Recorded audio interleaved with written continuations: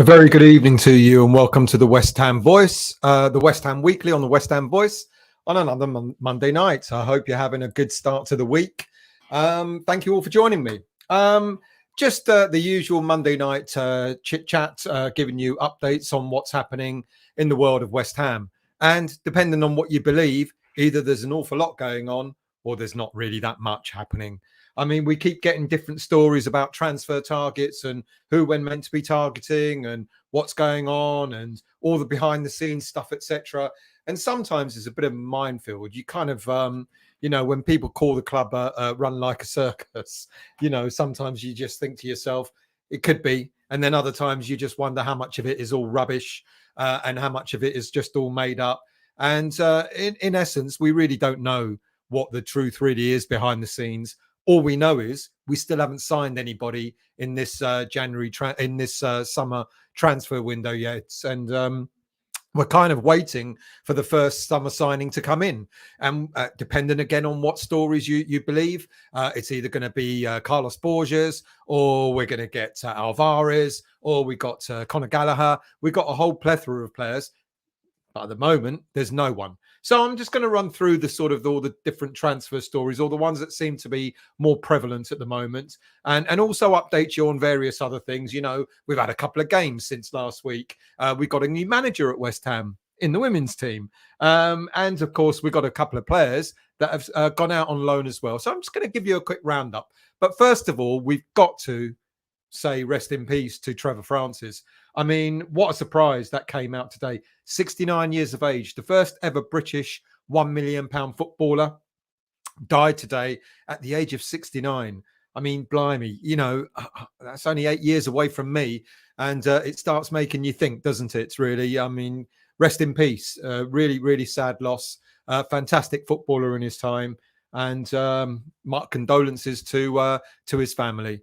Also, wishing Xhaka. I don't know whoever saw that footage when he was commentating on a pre-season friendly between Milan and Real Madrid in LA. He collapsed. He fainted on the sidelines. Now we hear that apparently, he's doing okay, but obviously we wish him better and hope he'll recover soon. Right, let's go into the chat and see who's there and say a quick hello before I sort of jump into all the different stories that are knocking about. Good evening to you, Lord Patrick. Any answer at all would be nice, mate. On what? Any sort of an answer at all. What's the question? Good evening, Anthony. I hope you're well. Thank you for joining. Good evening, E. Davis. If the deal for Mbappe goes through, is that Paqueta gone? Yeah, of course. I mean, imagine trying to sign Mbappe. How much is he? What's he being sold for? Is it 250 million or something? Absolutely ridiculous. It's gone mad, isn't it? World's gone mad. Anthony, Matt Rainey, when you have known in the West Ham's history for us to have a normal transfer window, did I miss some comments? Because the first one up here was just Lord Patrick. So I wonder if some have gone missing. Flamer, yes, good question. We never have a normal transfer window. And I did a show this morning. I got quite a bit of stick for it, actually, especially off one person telling me I was making things up and I didn't know anything and I'm pretending to be an ITK. I'm not pretending to be an ITK. I did a show this morning. It came out in the morning and I talked about David Moyes and about how, he does dither in the transfer market. He's got that reputation. Do you remember a couple of years ago, there was this sort of ongoing joke that was between dithering Dave or diligent Dave? And some people saying he was very diligent in what he'd done in the transfer market, and other people saying he was dithering. And I gave a couple of examples this morning about what happened in the 2021 transfer window. When we were he was looking at certain players, nothing materialized. He spent a lot of time chasing particular players, and nothing materialized. It happened again last summer, where again, excuse me, chasing certain players didn't materialize, and we did our business late. And it kind of feels that it's going the same way again. Now, I'm not saying I know that for a fact, but you've got to look at the logic and the logic behind how transfers are being done at West Ham. And it does take us a long time, doesn't it? Good evening, Flamer. I hope you're well. Until Moyes goes negative, we'll surrender our club. See, I don't feel that bad It is very, very frustrating. I know we'll get players in. There's absolutely no doubt about that. I know we will sign players, but it's just the amount of time it really takes, doesn't it? Razor, good evening to you. No thanks for Ward-Prowse when Gallagher is 23 and already better than a 29-year-old. No sell on one-dimensional player who's good at set pieces. Alvarez and Gallagher spot on with Paqueta, mid-done. I like Gallagher. There's rumour that we are interested in him, but the stories are, I'd always try and get as much corroboration on the stories that I bring you. And at this moment in time, I talked about Gallagher last week and nothing's materialised. It looks like Chelsea may be ready to sell him. I'd love for us to get Gallagher. I really would. Will we get Gallagher, Ward-Prowse, and other midfielders like Alvarez, etc.? I don't think so. I think it will be two. So it'll probably be two out of those three. And I think Gallagher might just miss out. Shame, though, because I like him. Good evening, Juha. I hope you're well. Thanks for joining, mates. Good evening, usual. Mbappe sold for 300 million. Sullivan said we just missed out. 300 million.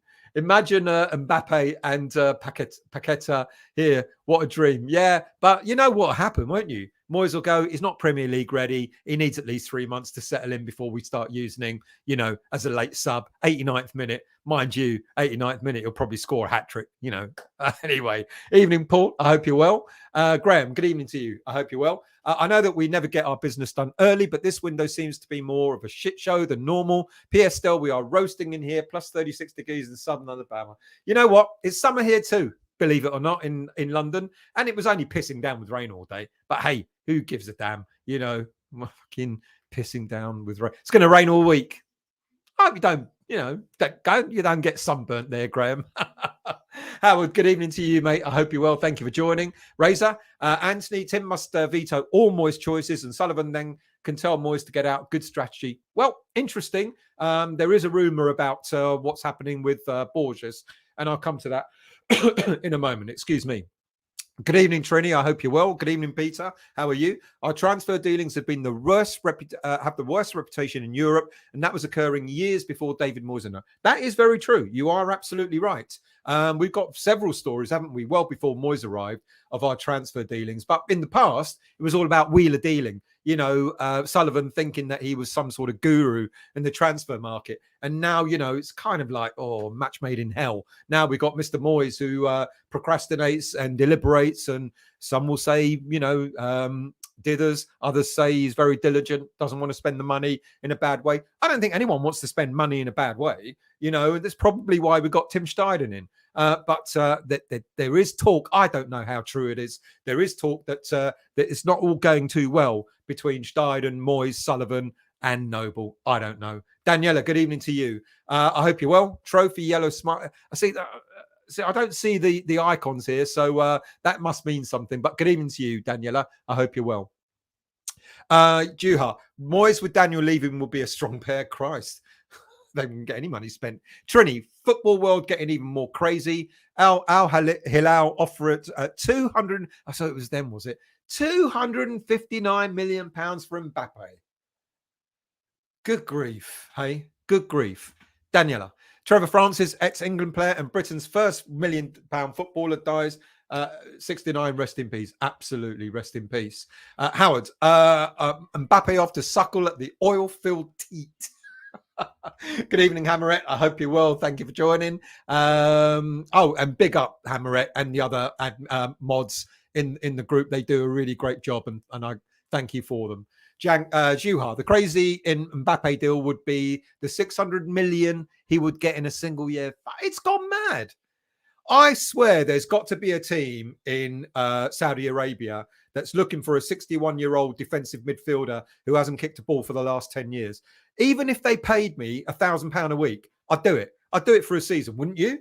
Wouldn't you? I mean, Jesus Christ, it's mad. It's madness. Absolute madness. I'll go and play for whoever that team is, and they can pay me just a mere morsel of that 600 mil. I'll kick the ball forward. Don't know if I do much else. Peacads. Why would Mbappe go to a Saudi club when he can go to West Ham? Of course. True. Exactly, mate. Absolutely right. Huge. Good evening to you. Would prefer Fofana and Gallagher. I like Fofana. I talked about him the other day. I think he's good. I like Gallagher too. I don't think we're going to get everything that we wish as fans. I think there's going to be a little bit of sort of give and take. Moyes will get some of his way. I'm not sure he'll get all of his way though. Anthony, still going to be late, especially if he's got a cap. No, just normal coke. Just normal coke tonight. I can't. It's Monday. I can't. I've got work tomorrow. Howard, Mbappe came to. If Mbappe came to us, Pete Gads, he would suckle from the latex. Trini, sad news about Francis. He was a great player, won 2 European Cups before the watered-down Champions League era. And I remember it that far back. Good evening, Ed. I hope you're well. Thank you for joining. Good evening, Aaron. How are you? Did we all cheer up from stuff? Was it a moan? It wasn't really meant to be a moan, to be honest with you. I wasn't intending it to be. I did sort of watch it back and I thought, it's a bit morbid for a Monday morning. I was just trying to be like factual, I guess, and trying to sort of give the situation as I saw it and for what I've been told. But you're probably right, Aaron. It was probably a little bit of a moan fest. Evening to you, Stu. I hope you're well. Thanks for joining, mate. Good evening, James. How are you? Sorry, I missed your call the other day. I was out, so my apologies for that. Graham, who's this imposter still is never on time? You know what? I was on time, wasn't I? I was. It's not bad, is it? Get used to it. Might be the new thing for this season. Good evening, Montana. Moyes dithering again. Then we'll say players need bedding in. You have to love how he works. That's the thing that frustrates me, I think, above everything else. Like I said, I'm not upset yet. I'm not angry that we haven't got players in. We will get players in. There's absolutely no doubt about that. But it is if I hear Moyes saying, well, we got them late and it's going to take time, it's going to be like, mate, what the hell? Kalispera to you, Keith. I hope you're well, mate. How's the weather down there? I hear it's pretty bloody hot. Good evening, Bill. How are you? I hope you're well. Good evening to you, Ryan. Sean Moore. Well, he is a signing, isn't he? Ish. Well, no, he is. He is. Steve, good evening to you, mate. I hope you're well. Kent, good evening to you. Steiden versus Moyes. Steiden has to be the winner for long-term future and new philosophy of the club. I do agree. I think it's an odd one, isn't it? You know, I listened to Gonzo's video today, you know, and he said either back Moyes or sack Moyes. And I think he's right. You know, you bring Steiden in to be the technical director to sort of look at the landscape of West Ham United moving forward and let him do his job. You know, there must have been some kind of agreement beforehand to say, look, Mr. Moyes, Steiden's coming in. This is the plan. This is what we want him for. I just wonder, I think I called it when we were talking about bringing Steiden in. And I was wondering if Sullivan was calling Moyes' bluff, you know, thinking that maybe if he brought a technical director in, that Moyes will go, sod that. I don't want interference in transfers. I'm off ski. But I think Moyes called Sullivan's bluff. You know, Moyes went, yeah, no problem, so long as you let me carry on to, doing the transfers. And I think this is where we kind of went wrong. And what Gonzo said this morning was kind of like, he's right. You know, you bring a technical director in, he's meant to be the person leading the team, leading the club forward in the philosophy of our football, coaches, managers, players, etc., etc. Let the man do his job. And I think we've got an issue here, haven't we? And it might be an issue for this summer's transfer window. It might be. I've got a theory. I'll talk about it when I get to the transfer bit in the show, but I've got a theory about what I think could happen. Good evening, Dream Villas. Thank you for joining. I haven't seen you for a while, and I hope all is well with you. Montana, get well soon, Shaka. Absolutely. I was watching the game live. Was a shock too. I saw the clip. It was a real concern, but yes, hopefully he's getting better. Hontip, good evening to you. I remember Trevor playing for Forest as a 10-year-old boy, looking in awe. Well, us oldies, we remember all these things, don't we? Peter, good evening to you. How many wigs did they make from all the hair you were taking off? Do you like it? I think it's all right. My summer cut. The only trouble is there's no summer. Good evening, Si. I hope you're well. 250. He hasn't gone, has he? They've made a bid, but he hasn't been sold, has he? I don't know. But tell me, has he actually been sold, or is just that's the offer that's been made? It's fucking mad. I reckon West Ham should go in with a bid. Why not? I reckon we should go in 25 million plus 15 million add-ons, you know, a 40 million pound deal. They never know. PSG might bite our hand off.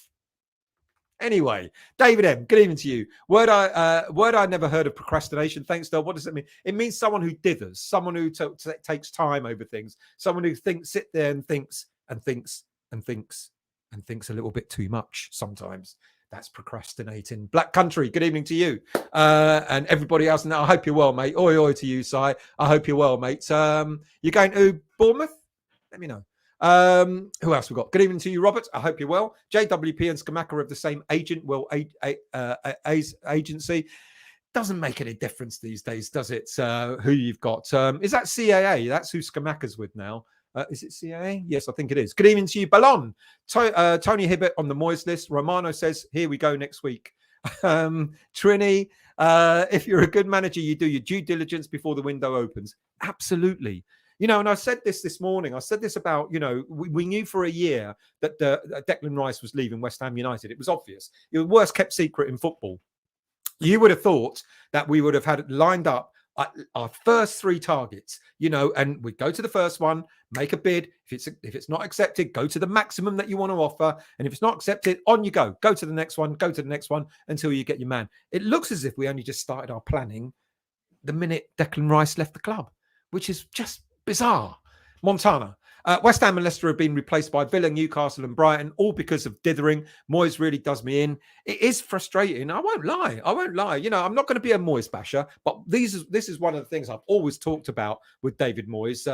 You know, that he procrastinates. And I also talked this morning about the January 2022 window when we were still in the Europa League at the time, doing really well in the Premier League and so on and so forth. And all we needed was just that little bit of spark, didn't we? We just needed one player, you know, just to freshen things up, whether it be a defender, a midfielder, or a striker, just to, you know, bring. And it could have made a massive difference to the squad. But look, you know, we you know, it went to pot, didn't it? You know, we did really, really badly in the league. All right, we still finished high. We finished 7th, but and we just missed out on the Europa League. That Europa League should have been ours season before last. You know, that was for the taking, because you can't say that the final between Frankfurt and Rangers was a classic final. We should have beaten Frankfurt and we would have beaten Rangers in the final. But anyway, and that was down to Moyes, like, again, not making a decision and bringing any players in during the transfer window. And like I said, last summer, the same thing. Kostic, Lingard,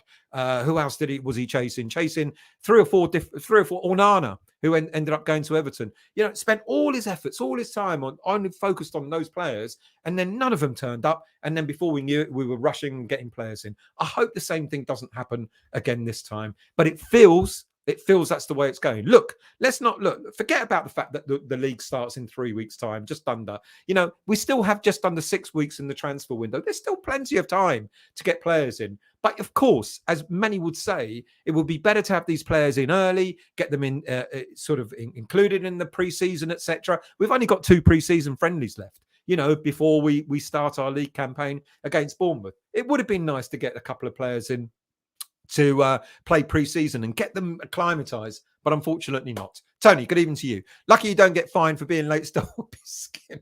I wasn't late today.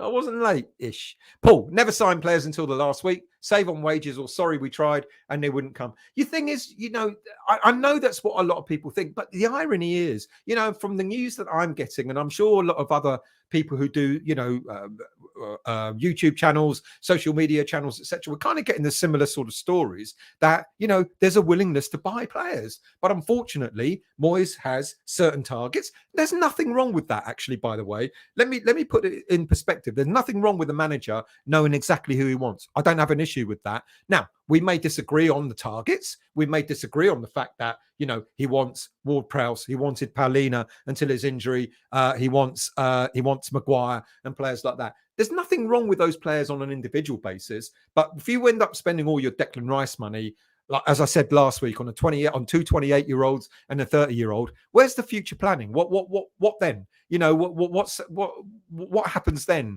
You know, yes, they will put in a year, 2 years worth of good service, maybe a bit longer, but you know, there's no future planning there. You're not going to recoup much money back from 2 28-year-olds and a 30-year-old. And there's that balance to be had. I don't have an issue with David Moyes wanting certain targets. That's absolutely fine. But a bit like Paulina. Look, Paulina, I'm getting on to transfers when I said I'll be talking about that later. But Paulina, we made a bid on Friday, £50 million. It was 45 million plus 5 million add-ons. Fulham turned it down. We should have said, that's it. No more. We're not going to offer any more money. Let's move on. I know we did that to Arsenal with Declan Rice and, the 105 million, but we're in a position where we go, look, Arsenal just wanted Rice and that was it. We have got other players that we can target. And this is what I mean about having your number one target, your number two target, and so on. If your number one target isn't going to come in for the price that you want him for, or the club that you're approaching turns us down, then you move on and you go, right, okay, cross this one off the list. Let's move on. It's had to take Paulina to get injured in order for us to now move on. And that shouldn't be the way. That's the thing about Moyes. It's like he gets stuck. He wants a player, he wants him regardless, and he won't move on from that. And it's happened before. Calvin Phillips and various other players, like I said, Lingard, Onana, etc. When you're told no once, when you're told no twice, if you're told no 2 or 3 times, say, okay, no problem at all. We move on. And I think maybe this is where Sullivan and maybe Steiden needs to put their foot down and go, let's move. We've got other players. There's other players that are available around the same price, maybe even cheaper, maybe even younger. Conor Gallagher as a good example, 23 years of age, he'll be 40 million pounds. But even if we have him for 3 years, he'll still be probably worth 40 million pounds in 3 years' time. Whereas JWP, we buy him for 40 million pounds. What's he going to be worth in 3 years' time? 15 million, when he hits 31 years of age? That's the big difference. Trini, players don't want to play for Moyes and staff do not want to work for him. I'm sure West Ham United is still a good attraction for an awful lot of footballers, without a shadow of a doubt. People will come. Players will come to West Ham, but it's difficult. It's difficult when, there's this perception of how Moyes wants to play. Well, perception, we've seen it, how Moyes wants to play, etc. And it can be, maybe sometimes players would think twice. Epic, good evening to you. Moyes is rumoured to be on 100 grand a week, so it would cost around 5 million to sack him unless there's early termination clause in the contract. It will be about circa 3.5 to 5 million pounds to let him go.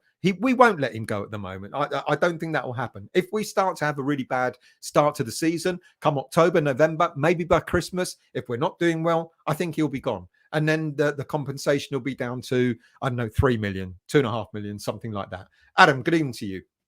I hope everyone is okay. Can't see any of us being happy as it's the same crap every transfer window. It feels that way. Well, it is that way, isn't it? Peter, walking defensive football yet again. We do need pace in the team, don't we?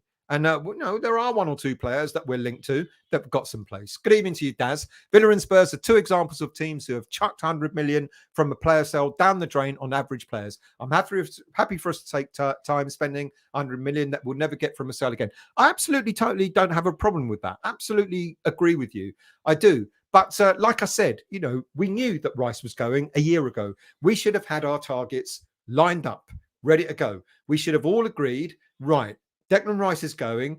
Who else might go? So-and-so might go. So-and-so, we're looking at this player, end of their contract, etc., etc. Right, we've got maybe 3 players, 4 players, maybe whatever number of players that are likely to be leaving the club. These are the players that we'll target. Right, how much did we want for the Rice deal? 120 million originally. All right, let's settle on, let's say we get the 100 million pound mark. Right, what will 100 million pound buy us in a year's time? Right, well, this player's worth so-and-so this at this moment in time. He might be worth another 10 million, 15 million in a year's time. We should have had our targets all lined up, a bit like what Villa did with Grealish. They didn't waste their money. They knew exactly who they were targeting. I guess the only difference is with the Grealish sale, there was an agreement in his contract that he would be sold for 100 million. It would be the minimum 100 million. So they knew they were getting that. So there was a confidence there that they can go out and spend that money because they knew it was coming. Whereas with the Rice deal, we didn't have that. We didn't have that built into his contract. We didn't say if anyone hits the 100 million pound mark, we will sell you.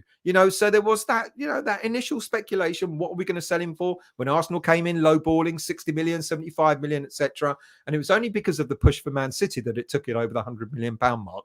But having said that, we should have had our targets lined up. Zaha joined Galatasaray. That's a weird one to me. I still think that I know we don't like him, but let's be honest, he's a bloody good player. I think he still had an awful lot to offer. That surprised me, to be quite honest. Right, let me go into the first bit of the show because it's all about just a little bit of updates, really. And I'll go through them pretty quickly. West Ham United, I said a moment ago, have got a new manager. Rehan Skinner, she used to manage Spurs, but we'll forgive her. 43 years of age, 20 years of experience working in the women's game, including a 3-year spell in the Football Association. She coached the England under 19s, 20s, and 21 development teams, and then assistant coach for the national team. More recently, she spent 2.5 seasons as manager of and in the Barclays Women's Super League. Now, Spurs Women's League, women's football didn't do that well, to be quite honest with you, unless I'm mistaken. Or was that the under 21s? Someone correct me if I'm wrong. I don't think they did that well. Anyway, so she's come to us. Well, she's seen the light, thank goodness. And she's the new manager of the women's team. And good luck to her. We wish her well. We've got a couple of players on loan, a couple of goalkeepers on loan. Nathan Trott, he's back out on loan at Danish club Vejle Borkland. I think that's how they're pronounced. And he's made his Danish Superliga debut. Now he's done brilliantly. He was in this team when to help them win promotion into the Superliga, the Danish Superliga. And unfortunately, first game back fell to a 1-0 defeat. But you know, good luck to him. I like Nathan Trott. We signed him on a longer contract last summer, and I hope he does really well. And hopefully he comes back, maybe looking to fight for a place in the senior team as our third choice keeper. We've got a lot of keepers. Joseph Anang at the moment is the one that's the third choice. Trott is a pretty decent keeper. And we also have another one, a very, very decent player, goalkeeper, Christian Heggie, who's now just gone out on loan to League One side Stevenage for the 23-24 season. And he made his debut the other day for Stevenage. Who did they play? They played Ipswich Town in a 2-1 pre-season friendly, which they won. And he came on at half-time. So good luck to him. Wish him well. Another really, really decent footballer. We've had a couple of games, haven't we? Of course, we played Spurs over in Australia in our incredible pre-season Australian tour, as it was written in the West Ham official website. Strike partners Danny Ings and Divine Mbama each added to their personal goal tally with headers on the 18th and the 23rd minute respectively. Spurs got it back to 2-2, but then Scammy came on and got the winner for us. So well done. It's always good to beat Spurs. Doesn't matter if it's a pre-season friendly or playing in Hackney Marshes or wherever. And then, of course, at the weekends, we were back on homeland and we played Dagenham and Redbridge, where Maxwell Cornet, well done to him. Not only did he score a goal, he also made a goal for man of the moment, Divine Mbama. So well done to them. You know, another good run out. And I know I saw the Twitter stuff, you know, people going nuts because we didn't beat Dagenham and Redbridge. It's a bloody friendly. It's pre-season. It doesn't matter. We had most of our internationals come back. Sue Fowler, Gurr, Socek, Kehrer, etc. Areola in goal, and it was a good run out for them. Our next pre-season friendly is, of course, against Gerd's former club, Rennes in France, on Saturday, the 29th at 5 p.m. So whoever's going out there, have a great time, and I hope you enjoy it. But what was good about the pre-seasons, and what's always good about pre-season friendlies, is that some youngsters will show their prowess. Freddie Potts, for example, certainly caught the eye, you know, and Potts, he's only just recently, I said it in last week's show, he only recently signed a 3-year extension to his contract at West Ham United. He's highly thought of. Defensive midfielder, the next Declan Rice, maybe. So good luck to him. I think Potts is likely to go out on loan this season and if we can get them, and we seem to get an awful lot of our West Ham youngsters to League One clubs and League Two clubs. I want to see players play in the Championship or play for another team in the Premier League and see how they fare.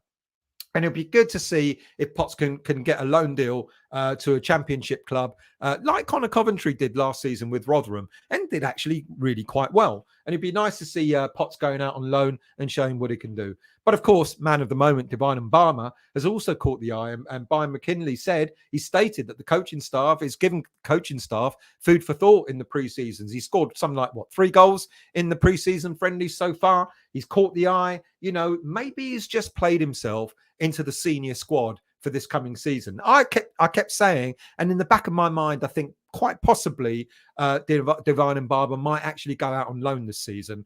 But if he does, again, I want to see him playing in the Championship. I don't want to see him playing in League One or League Two. No disrespect to those leagues, but I want to see Mbama sort of like really competing and scoring goals in a league like the Championship, which will kind of prove what level he's at. So well done to him. And I think it's fantastic.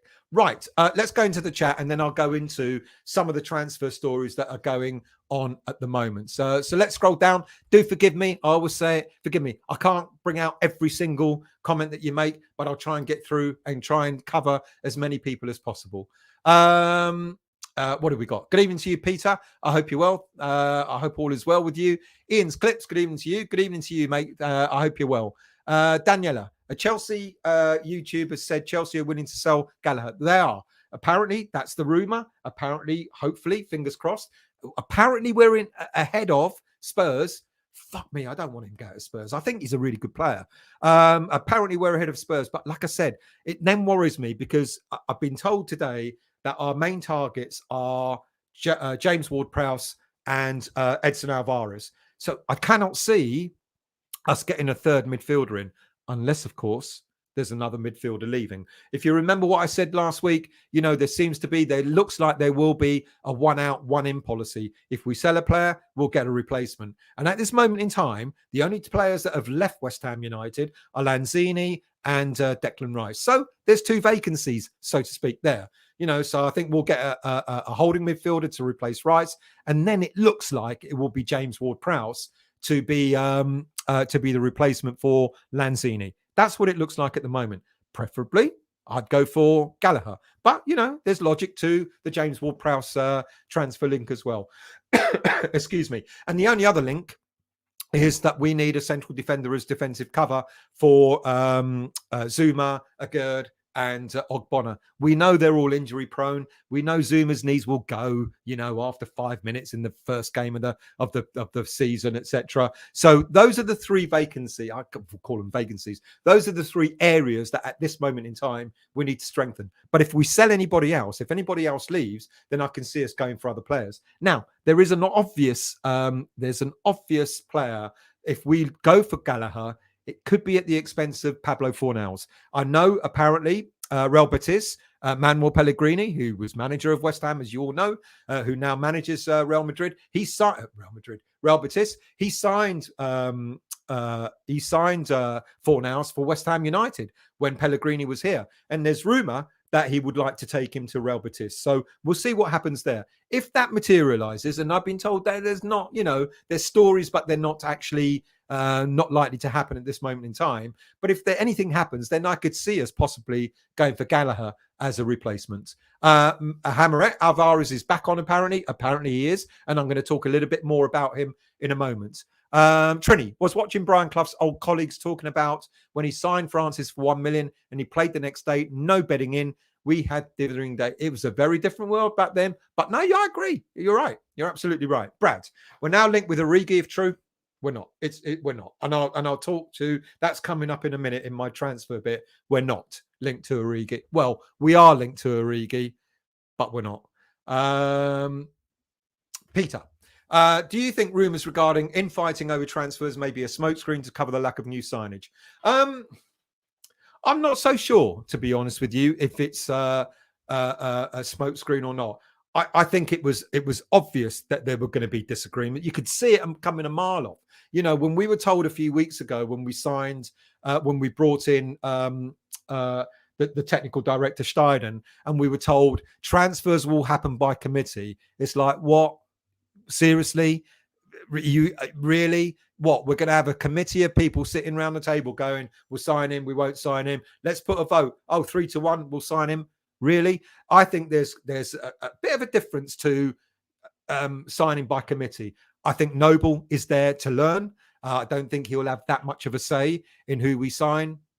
I think it will be discussions between Moyes, Sullivan and Steiden. And Sullivan will be there just to sign the check. He'll be asking advice from Moyes and from Steiden. What about this player then? So what do you think of this? What are your thoughts? So I think there will be, I think the main decision makers here are going to be Moyes and are going to be Steiden. And I think at this moment in time, someone asked earlier, we need Steiden. He's the future. Is that, Steiden's not come into West Ham United to sit there and be a silent partner. So I think there's going to be more input from Steiden than we all think. It's a long answer to a quick question. I don't think it's a smokescreen. I think there will be disagreement. Of course there will. Moyes will have a completely different idea on the type of players that he wants at West Ham. Steiden's got absolutely. They work in a completely different way. Moyes wants to go and watch a player play. He wants to go himself. He'll send a scout out, and then when the scout says, yeah, he's worth looking at, Moyes will physically want to go and watch a player play. Steiden doesn't do that. He does the stats. He does all the analysis. He does all the data. And he'll tell you for what you want, in the position that you want, the type of player that you want, the stats say player X, player Y, player Z. Very different approach. Of course, there's going to be disagreement between, there's a discourse between the way that they look at players, the way they think about players, and so on and so forth. And it was obvious, wasn't it, that there was going to be a disagreement, or there was never going to be a kind of communal agreement on the players that should come to West Ham United. But I wouldn't go as far as calling it infighting. I think there's healthy discussion going on. I think maybe sometimes that healthy discussion has to be nipped in the bud. We're wasting time. What are we doing? We're doing this. And I think this is where Sullivan comes in. He becomes almost the decision maker in terms of, he'll listen to Moyes, he'll listen to Steiden, he'll listen to both points of view. And then it'll be like Sullivan would go, right, okay, well, I believe from what I've been told, this is the best option. This is what we'll go for. Sorry, very long answer to short question. Greg, Dembele the Winker has joined Al Ettifaq. What would that mean for Antonio? Well, it's interesting, isn't it, that apparently the story is that they don't want to sign it. They don't want to pay a fee for Antonio.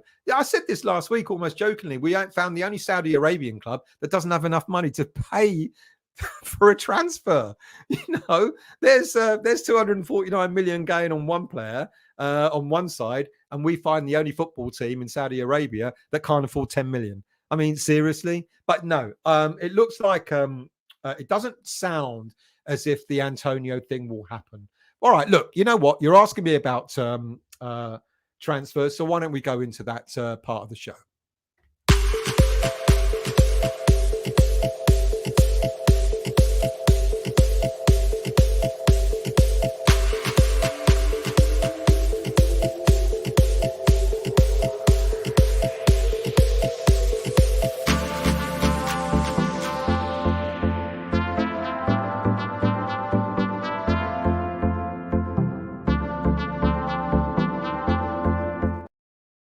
Right, so let's get cracking.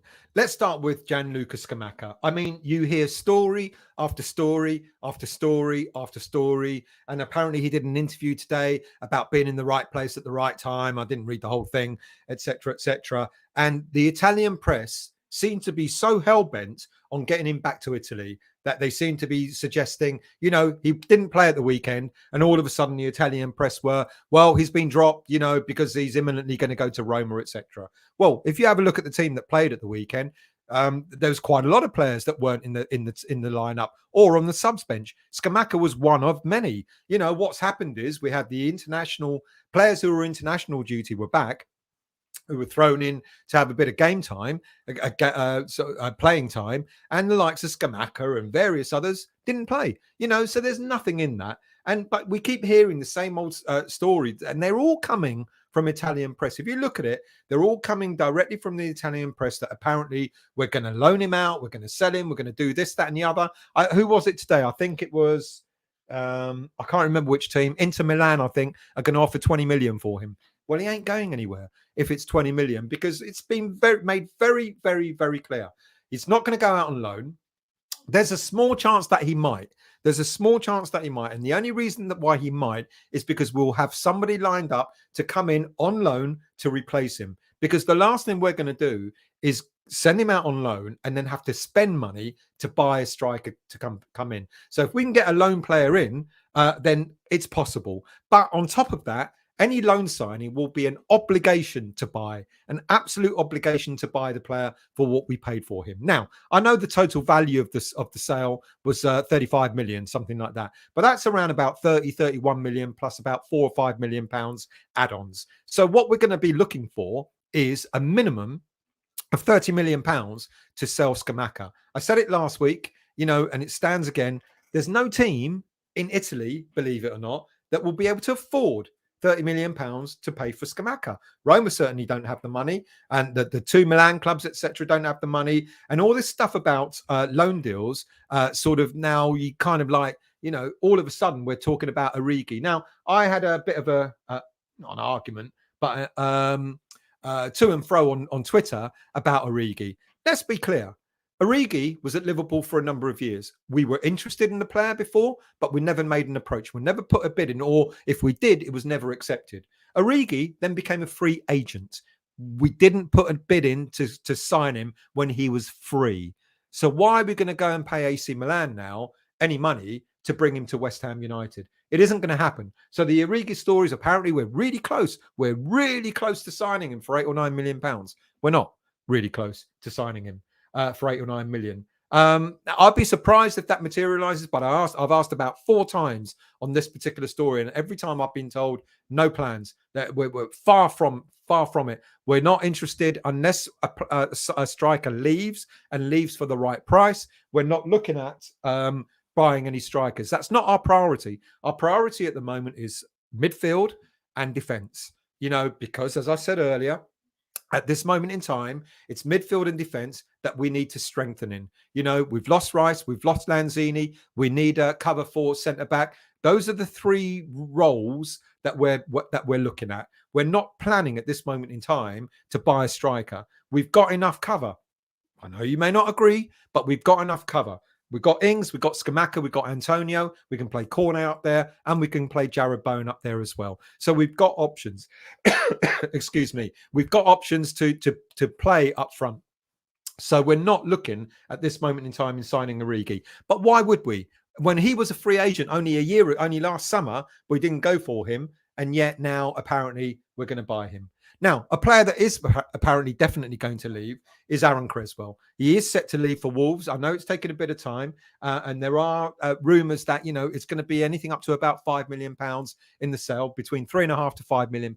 Look, Aaron Cresswell, he'll be offered something like a 2.5-year contract at Wolves with an option for possibly another year. He'll be on more money. I said last week he's one of the lowest paid players at West Ham United, on something like about 52, 55 grand a week plus bonuses and so on. And he will, it'll be his swan song. He'll go. Because he will not be kept after. If he stayed at West Ham, he's got an extension of a 1-year contract. He won't be kept on after that. So he would have to be looking for another club anyway. At his age, 33 years of age, moving to the likes of Wolves is a good move. They'll get an experienced player. Apparently, he'll be nurturing. I don't remember the name of their left back, a young 20-year-old. Be a good foil for Aaron Cresswell. So he will be leaving. It's only a matter of time. What we believe he'll be leaving. And the replacement for him will be the prime target, Adrian Truffert of Rennes. Imagine that. We're playing Rennes next week, or the end of this week. 21 years of age. I talked about him last week. 21 years of age, valued at around 15 million. He's been a regular French under-21 player, and he's also been called into the French senior side once. He's got 1 cap, and he's on the periphery of being called back into the senior team as well.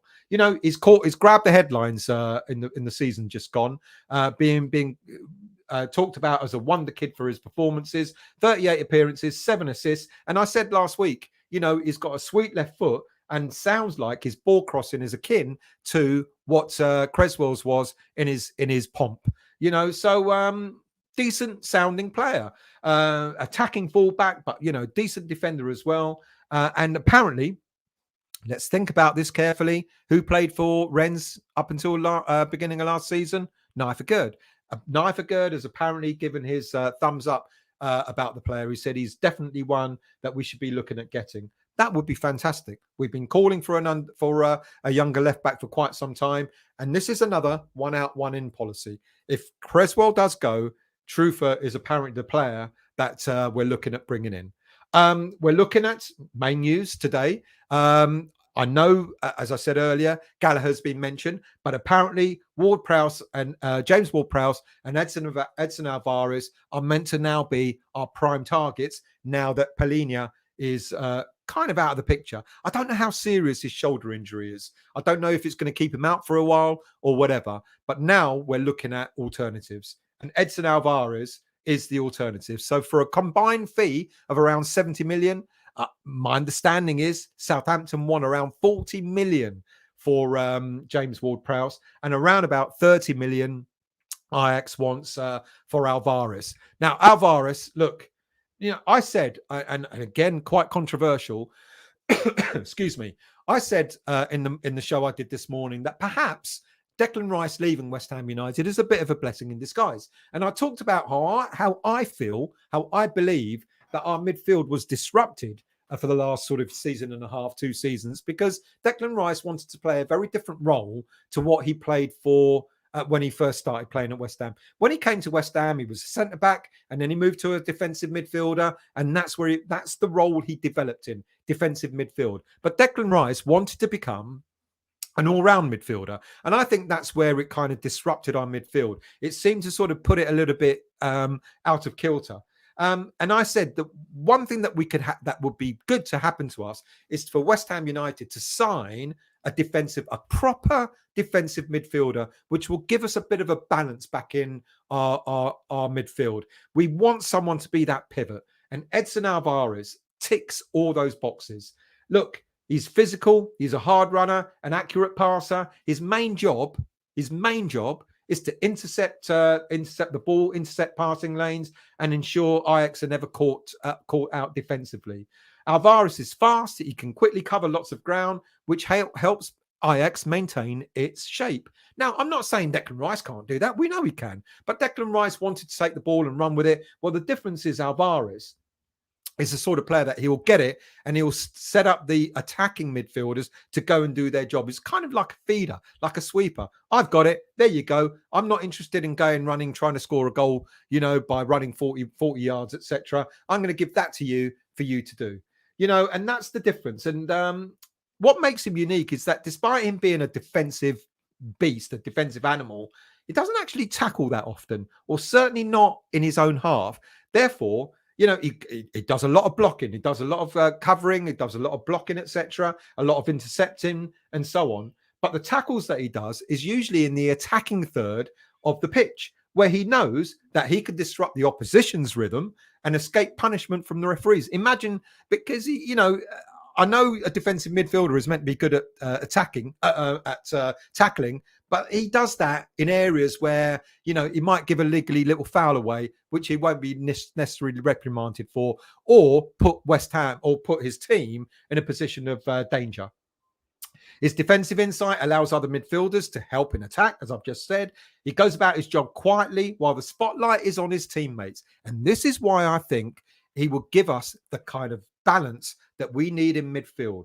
He's the sort of player, he does all the dirty work. A Claude Makelele, he used to play for Chelsea and Real Madrid. He does all that dirty work. He does it with aplomb, and he allows the other players to go and become stars and score 10 goals from midfield and all that sort of stuff.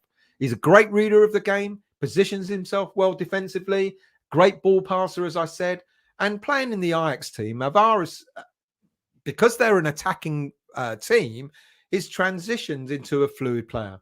He combines his pace, he combines his stamina, which makes him a great asset. And I can just picture him as being the prime replacement for Declan Rice.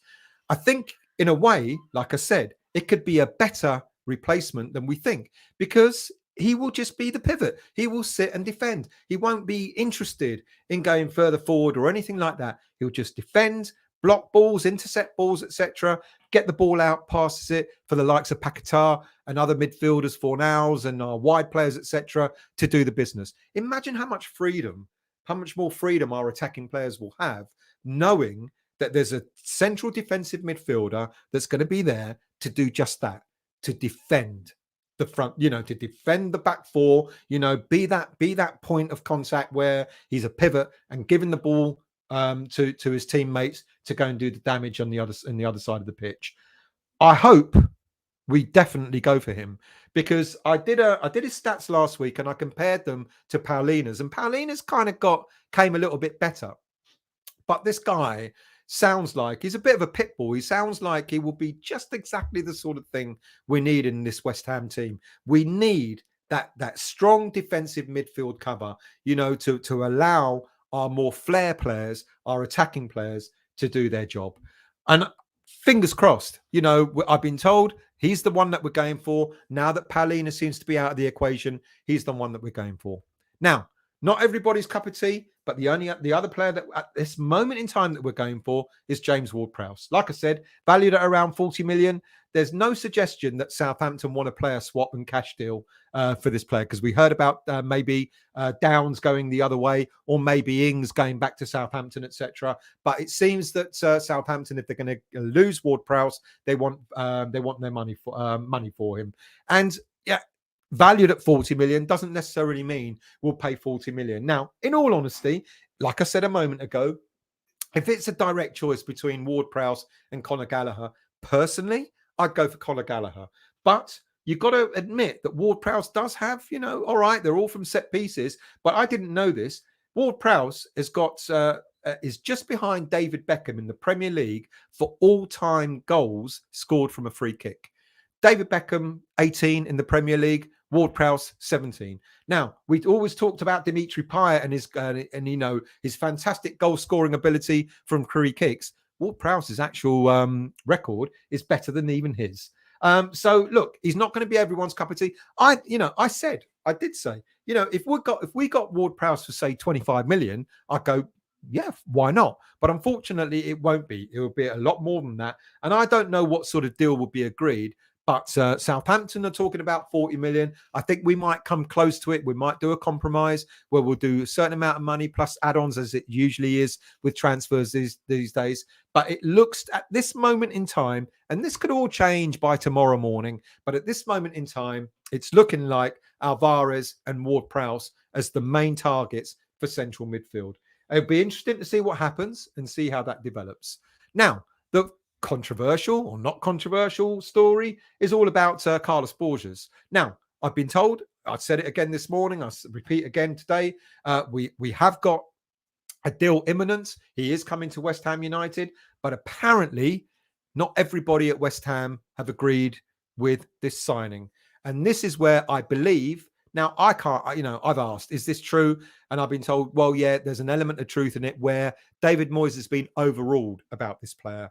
Now, apparently, Steiden and Sullivan has said he's worth getting. We're going to get him £14 million, absolute bargain. He's got player of the future. And now I can probably see why we didn't go for Harvey Barnes. Because if we're getting a player like this in at the age of 19 for only £15 million, a player that can really develop into something fantastic, then I get it. Now, the thing is, though, is David Moyes going to play him? Of course, that's going to be the massive issue now. If he's not a Moyes signing, what's he going to do? Is he going to languish? Is he going to languish on the subs bench? I don't know. It's going to be really interesting. But apparently the Borges deal is close. Look, ripped up the Premier League. I said all this last week. Ripped up the Premier League last season. 24 appearances, 21 goals, 6 further appearances in the UEFA Youth League, scoring 4 goals. Left-footed. Comfortable. He's more comfortable operating on the left side. He's got great burst of pace, good physically, and he is a goal scorer. He's a wide player, but he is a goal scorer, and it's kind of like a little bit like I said about Barnes. Barnes would have given us an option, and if Borges plays or gets given the opportunity to play, he could give us various options in our attack. So it'll be interesting to see what happens here. But he is the latest, well, not the latest. It's been rumoured for about a week now. So let me just recap. So the players that are looking likely.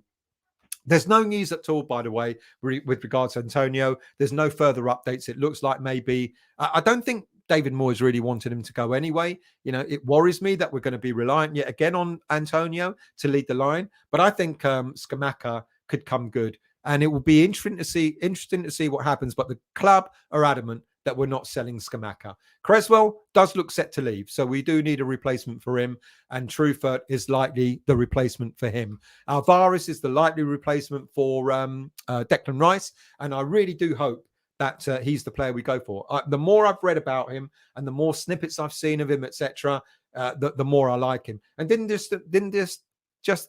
just win the Gold Cup? I think that Jamaica and Antonio were involved in. So congratulations to him and Mexico for that. Ward-Prowse at this moment in time sounds like he's the player that Moyes really wants. And I said earlier on, this is the compromise. And this is maybe where there is going to be a bit of a compromise, where Moyes will get his way on one or two of the signings. Ward-Prowse looks like one of the signings that that maybe Sullivan and Steiden might concede on. They don't necessarily. Now, apparently, Sullivan doesn't mind Ward-Prowse. Probably Steiden thinks very differently, but Sullivan doesn't mind Ward-Prowse. Moyes doesn't mind Ward-Prowse. So it looks like Ward-Prowse might be a player that we go for. And then Alvarez will be the replacement to Declan Rice. That might be a compromise. The compromise that we're getting Borges in. I don't know about Truffert. Now, my understanding is Borges isn't a Steiden link. Borges is a Rob Newman link. As I said again this morning, he worked for Man City before he joined West Ham United, which is why there's a link with Borges. With regards to Truffert, that sounds more like a possible Steiden link. Right, let's go into your chat and let's see what you have to say. English Yardie, good evening to you. I hope you're well. UEFA will deal with the Saudis. We'll have to deal with the Saudis. It's the same situation as golf with the LIV Tour. I do believe the Saudis will be part of UEFA eventually. They have endless money. I don't know. There was talk. I was asked the question, do I think that the Saudis might set up an alternative Super League, etc.? It's very possible. The money that they're throwing around is madness, absolute madness. Is it possible that they could bring in a Super League? Well, they're creating one, aren't they? They keep signing all these players that they're signing. They're creating a Super League by default. Daz, I worry about the players going to Saudi. We've heard about what they do with their people. Will they really let these players take a big paycheck and go? Can see them being threatened against leaving. Interesting. Don't know about that. Aaron, Sullivan missed his chance. Should have sacked the old fossil after the cup win. I kind of get why he couldn't sack Moyes after the cup win. I get it. Moyes has brought a success. We don't like, a lot of us don't like the way he brought the success, but he has brought success. What have I fallen asleep on? Still, I'm in Worcestershire. Oh, sorry, mate. Do you know what? For a minute, I thought you were inside. I don't know why I thought that. Maybe because you keep saying Gallispera to me. Barry, rest in peace, Trevor. Wonderful player. Absolutely. Anthony. John Lyle had the right idea, met players he wanted to sign at the services at the M1, even went round to the players' home, talking to the players and his wife. Christ, if Moyes did that, it'll take us forever to sign someone. Good evening to you, Clive. I hope you're well, mate. I hope you're well, Budgie. Please ensure. Thank you, mate. You always say that. You always remind me. Trini, if you're new to the channel, hit the like button, the subscribe button, and the bell notification to let you know when I'm next on. Thank you for that, Clive. Trini, Madrid are looking to sign Mbappe on a free next season, but his signing on fee is £165 million. The world's gone mad. Flammer. I hope we sign some players, mate, because the only club without any new players. We will sign players. There's absolutely no two ways about it. We will sign players, but it is kind of frustrating that it's taken so long. Barry, good evening to you. Moyes must go. Noble said West Ham are not run like a circus no more. Respect, Mark. I think you might have got that wrong. Si, yes, I'll be there. Drinking the Con Club down, Holdenhurst Smart. Right. I'll try and get, I don't know what time to be there, but I'll try and get down there and see you. P-Gads, where do we meet up with the pitchforks and torches to march on Castle Sullivan? Black Country. Keith, River 7 on its way up again. Let's get the lifeboats out. Ballon. Moyes has asked Joseph Yobo if it will come out of retirement.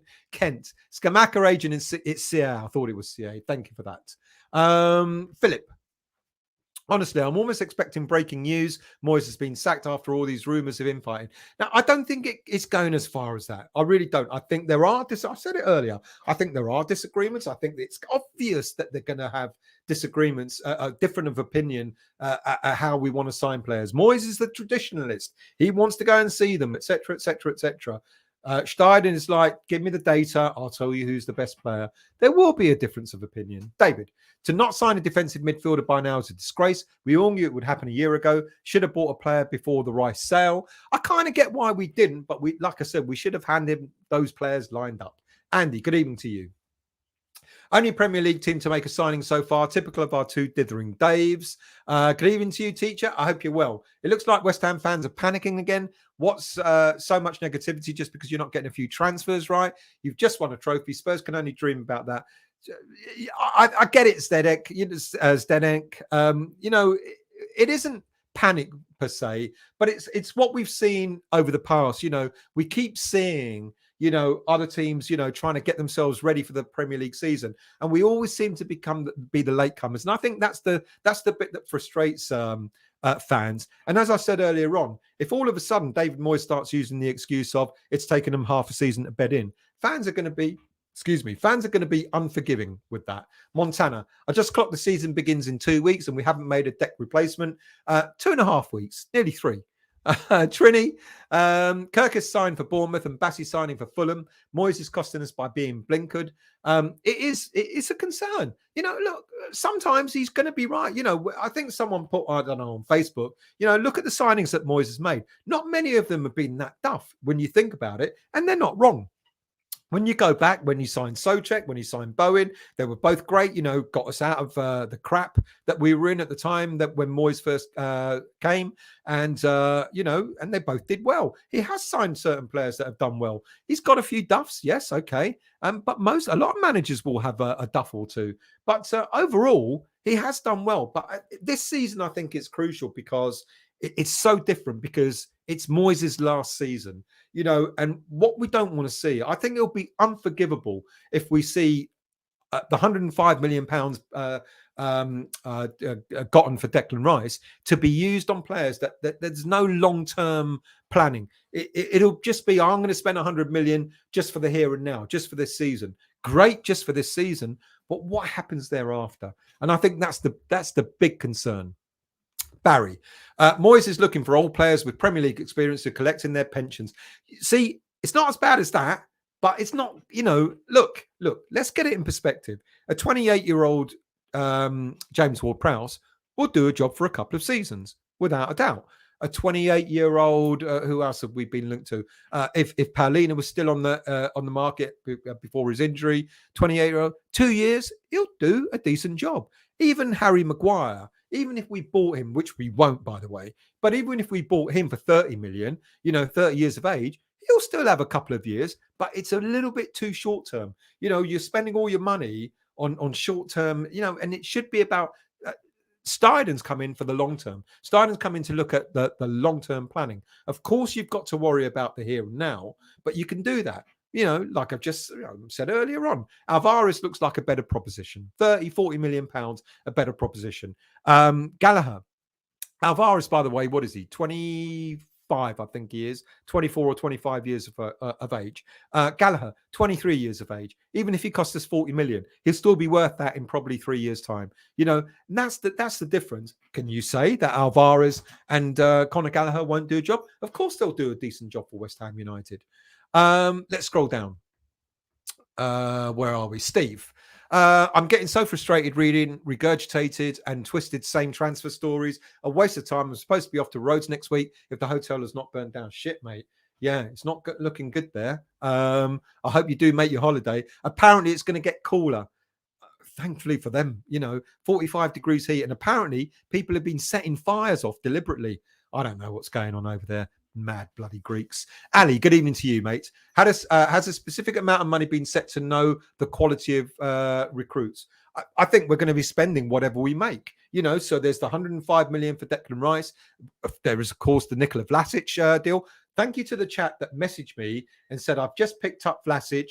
driving into the airport. He's going back to Italy. We will sell him. It's just that Torino want to buy him for nothing. But, we'll get circa 10 million for him there. We might get circa 3.5 to 5 million for Cresswell. There's your 105, 110. There's 120 million pounds. And I believe, my understanding is, we will spend that money. So let's say, for argument's sake, Alvarez is 30, 35 million. Let's say, for argument's sake, Ward-Prowse is, say, 40 million. There's your 75 million. Borges, 15 million. That's 90 million. Truffert, another 15 million. That's 105 million. And you've still got a bit of money left over to sort of get yourself another central defensive midfielder. I don't know. There's talk about Jonathan Tah, etc. They're all in the 15 to 20 million pound bracket. We're not going to go over what we make. So it's going to be one out, one in. Now, people are saying we need strikers. Well, I said that earlier. If we sell a player, we will buy a player. But if we don't sell a player, we will stick with what we have. Hammerette, why does Moyes want to recruit up and coming players? Can anyone tell me? Why does he want to recruit, or why does he not want? Well, he doesn't want to recruit them because they're no good to him. He's going to be gone at the end of this season. Aaron, Moyes wanted the Red Bull model but won't sign youngsters. It is a weird one. It is. I agree with you. Totally and utterly agree. I remember reading a Moyes interview a couple of years ago where he talked about the Red Bull model. He talked about aspiring to do that. But he also said, he caveated it, and said, at the same time, you've got to look at the here and now. Results matter. Results count. You want to do what's right moving forward, but at the same time, you've got to make sure you take care of business now. And I think what was happening with Moyes is so risk averse that he forgets the fact that there is a future, and he just focuses on the here and now, which is such a shame, because, he is good a coach with youngsters. We've seen this. We've seen all the Twitter footage of him training youngsters, coaching youngsters, etc. He does believe in the youth, but when it comes to the Premier League, all of a sudden he just has a block, and he just wants to get all these older players in. It's weird. David, what about Daichi Kamada? Absolutely. He's on a free, 26 years of age, attacking midfielder, striker, replacement for Lanzini. Would sell lots of Kamada's tops in Japan. I love him. I think he's great. I think he tore us a new one in the semi-finals of the Europa League the season before last. I think he's a very clever footballer, and I'm surprised that he's that no one snapped him up just yet. But absolutely. Thank you, Hammerette. Much appreciated. Good evening to you, Lawrence. I hope you're well. If every West Ham supporter in the world gave £1, that should be enough to pay Moyes off. Kiozi, I'd rather keep £1 in my pocket. Kiozi, Kamada is fantastic, but Moyes probably won't want him. It's an odd one because I'd be all over that, to be quite. And also for the market, as you've just said, selling our products over in Japan. Why not? 26 years of age is not old either. So it's an odd one. Montana. She came from Spurs and they were terrible for a long time. This club is not serious. I thought they weren't good. Yeah. I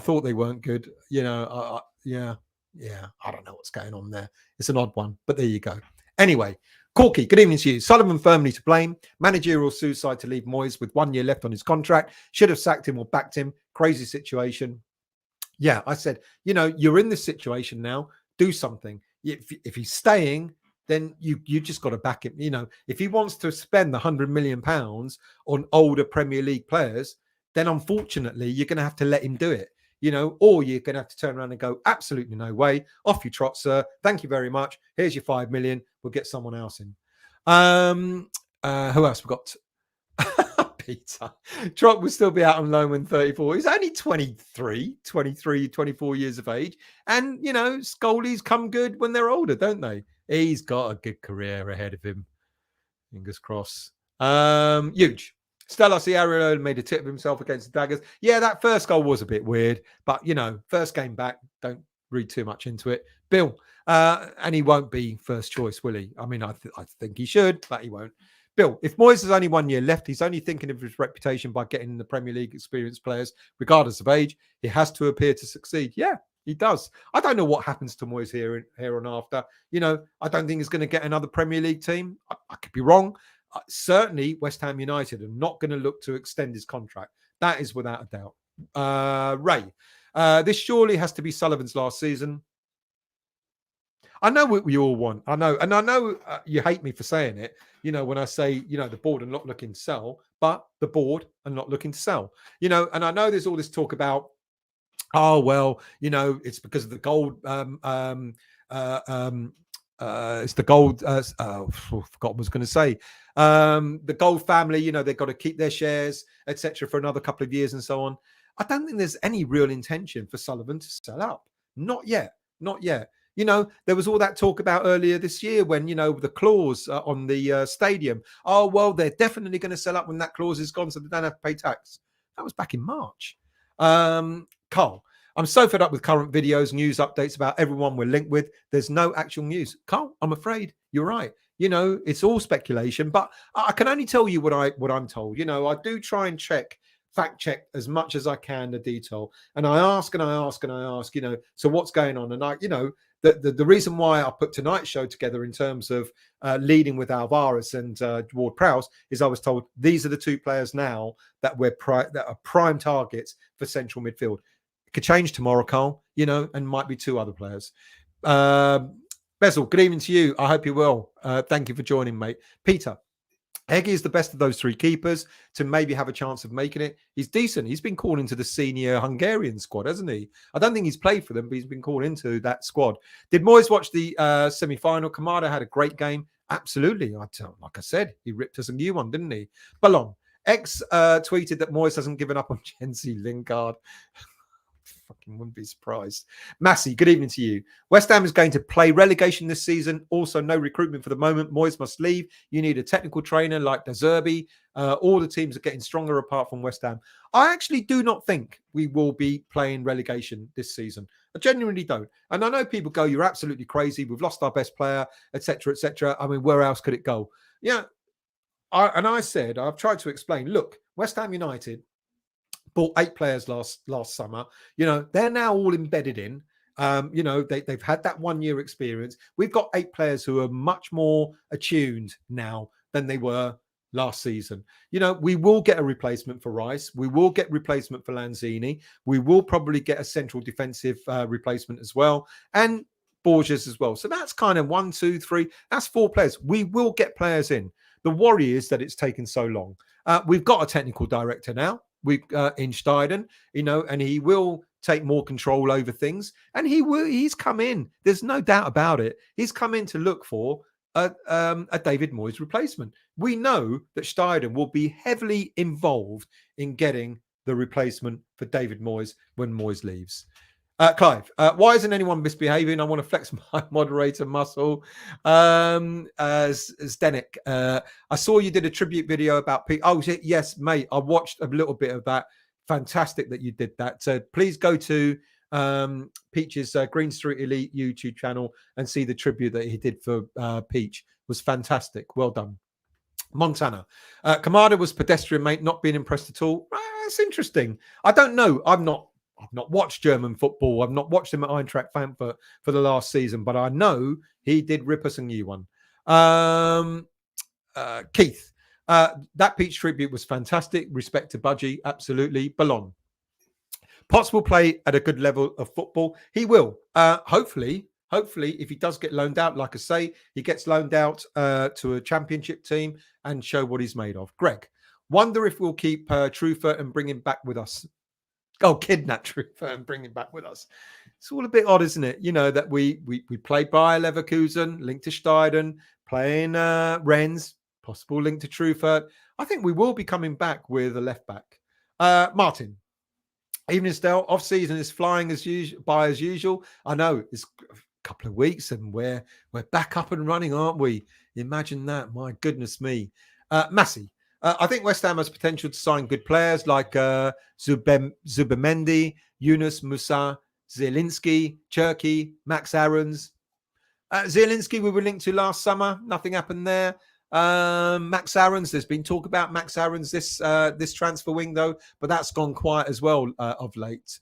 Bezel, his defensive mid-mind paired with Paqueta wanting to crack on. You're talking about Alvarez, I'm guessing. I relish that. I could imagine Alvarez and Paqueta playing together. That would be quite interesting. JMC, good evening to you.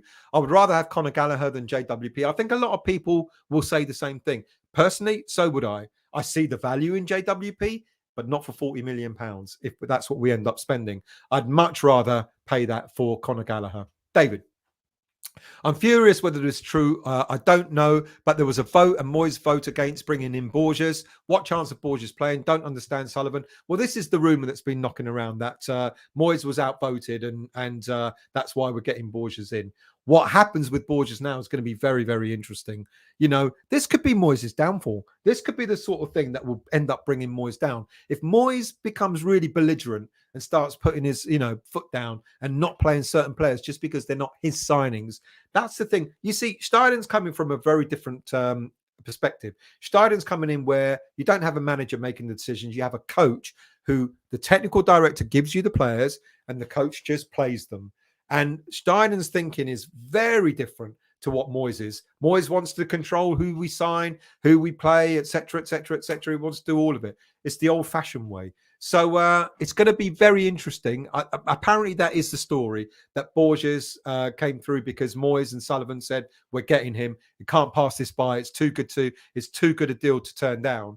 But it will be interesting to see what Moyes does with him.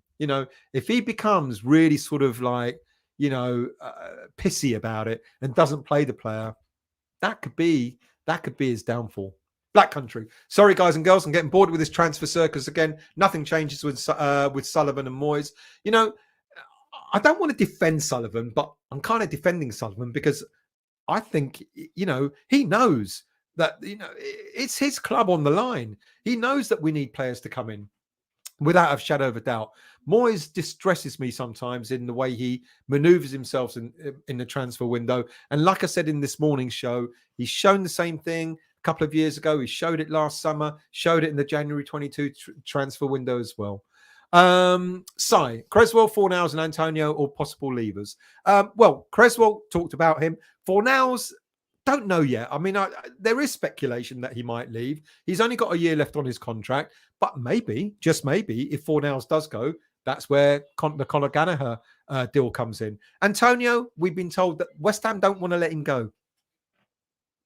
Why? But anyway, but it looks less likely for Antonio to leave. Probably 50-50 on Fornals, and almost definite that Creswell will leave. Richard, I can't think of many players that haven't been rumoured to be leaving and wanting to leave. Doesn't this sound like a toxic culture? Who would want to come here with all that going on? Now, I did a show, I can't remember when it was, last week. I think I got up to 15 senior players apparently were rumoured to be leaving West Ham United. You cannot believe all that. It's not all true. There is a lot of speculation, a lot of rumour, and a lot of garbage that goes out there. Comes the other way as well. We're linked to so many players. It's just impossible that we'll be linked to like 30, 40, 50 players. A lot of it's not true. There's a lot of garbage out there, but 15 players to leave. I think, you'd be looking at it. You see Paquetá. I keep saying Paquetá. You keep seeing Paquetá. He's back. I don't think Scamacca will go, to be honest with you. I'm not sure that Fornals will go. You start picking off all these players and you think to yourself, how much of this is true and how much of this is rubbish? Excuse me. Thomas, good evening to you. Borges signing this week, apparently. Yes, he will be, from what we keep being told, he will be the first signing that comes through the door. David, and hopefully some others fairly soon after. David, why can they not see that two completely different philosophy of football? So how can they agree? Absolutely baffling. It is baffling. You've got two very different cultures of football, coming together. I was kind of wishing and hoping that, something good would come out of it and there'll be sort of like an agreement as to how to move forward. But I don't know. Keith to Black Country, same old shite, light swapping deck chairs on the Titanic, lots of crap, and they get a loaner from League, and we get a loaner from League One. Garino, good evening to you, mate. I hope you're well. John, good evening to you. Moyes is set in his way, never change now. Well, he won't. You're right. And that was wishful thinking that he might sort of show a different approach. Adam. Has to be last season for Moyes. It's becoming a joke. And when we sign someone, he can't start for 8 weeks as he doesn't know the other players. It's madness. It is. You don't get that in other clubs. But Trini, what will settle a lot of these players' rumours? If players themselves speak up, they're not going to, though. And in all honesty, with a great, I get what you're saying, Trini, but why should they come out with and go, You know, I think the only player that likes talking is Antonio. Antonio's put himself out there. He's made it very, very clear that he wants to leave, you know, and I think the Saudi Arabia deal, if that was to come off, would be an ideal for him. Obsidian, good evening to you. No Italian club can afford Scamacca. What I said is, you know, they don't have money. They don't have money to go out and spend 30 million pounds on a player. That's why they're talking about loan deals and Inter Milan coming in with a 20 million pound offer. That's not going to be accepted, which is why I do not think Scamacca will go. Garino reports we have an agreement to let Scamacca go if suitable bid comes in, permanent sell. Bang on, exactly that. And a suitable bid is 30 million pounds. We're adamant that we're not going to lose money on him, you know, or if we do, it's not going to be a lot, you know, so it's got to be near as damn it to the 30 million, 30, 31 million, etc. He will not go for anything less. Lincoln, good evening to you, mate. I hope you're well. Welcome, mate. Nice to see you here. Daniela, absolutely. The Italian clubs have no money. Garino, Italian media think Origi is like switch for Scamacca. I don't understand this. They're kind of like they're perplexed, aren't they? That an Italian footballer is playing his football for little old West Ham United. Robert, Origi would be a good backup for Bowen. I think the time's gone for that. I think there was a time. I was a Origi fan. You know, when he was playing for Liverpool, I kept saying, "Why are we not looking at this player? You know, he's wasted on the benches of the Liverpool subs bench. Why are we not going for him?" And then it came and went, and then he went off to free agent. We didn't go for him. Now he's in Italy, etc. You know. It's not going to happen now. You know, there was a time. Andrew, I don't suppose Saudi Arabia are looking for Scottish managers at all, are they? Imagine if they offered David Moyes some money to go and manage there. Fucking hell. Steve, with no money spent and West Ham struggling, Moyes will be gone by October, allowing Steinen to take over and get his man in. Weak management by Sullivan. It's a weird one. I don't know. Chris, Rice, Warburton, Nevin, Lanzini had all enough of Moyes. More will follow. Warburton's an odd one. I know he spoke out. He clearly had a difference of opinion to David Moyes. Nevin, you know, we're told that he's gone on to different things, and then he's gone to be the same position. Has he gone yet with Vieira? Where are the French club? Can't remember which French club it is. Lanzini, unfortunately, his time had run out. And Declan Rice, well, he thinks the grass is greener. Did you see all the outcry from the Arsenal fans when Declan Rice came on against Man United in the friendly where they lost 2-0? And apparently Rice didn't touch the ball. And the Arsenal fans on social media just went ballistic. Good luck, Deckers. Well done, mate. Make your bed, you lie in it. Henry, Moyes is like a cockroach. He will be here until the end of time. Well, he'll be here until the end of this season. Do forgive me. I'm scrolling down. Clive, still, we didn't go in for Origi because he wanted Champions League football and never got near it. There you go. Man, don't give. Good evening to you. Just going to leave Mbappe's wages here for you. 600 mil monthly. 50 mil a week, 1.6 million each hour, 7,000 pounds a second. Fuck me. Has he gone? Have they actually accepted the offer? Or is it just like they've made an offer, but PSG, mind you, who would turn down 259 million pounds? I mean, no one. Epic. I heard Truffert was spotted at the International Hotel in Canary Wharf the other day. Here we go again. Good evening to you, Mandy. How are you? 700 million euros for a year for Mbappe to play what he costs, which would equal around $1 billion. Fucking just madness. It's absolute bonkers. Robert, what about Calvin Bassey? He can play left back, centre back. Now, he was at Rangers at the time we were interested in him, and I can't remember where he moved to. There was a time when we were talking about him, but nothing materialised. I like him, but have a look at Truffert. He's not a bad player. Trini, if we know Cressy is going and we have the deck money, why are we not making the bid for Truffert already? For all we know, we could have done.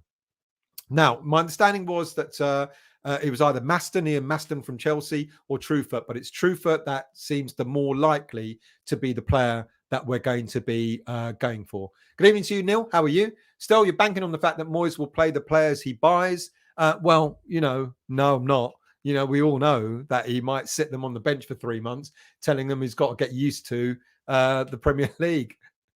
Bessel, Alvarez's numbers are better than Dex. I don't know. What I did last week was I compared Alvarez's numbers to Palina's for last season, and they're kind of on par.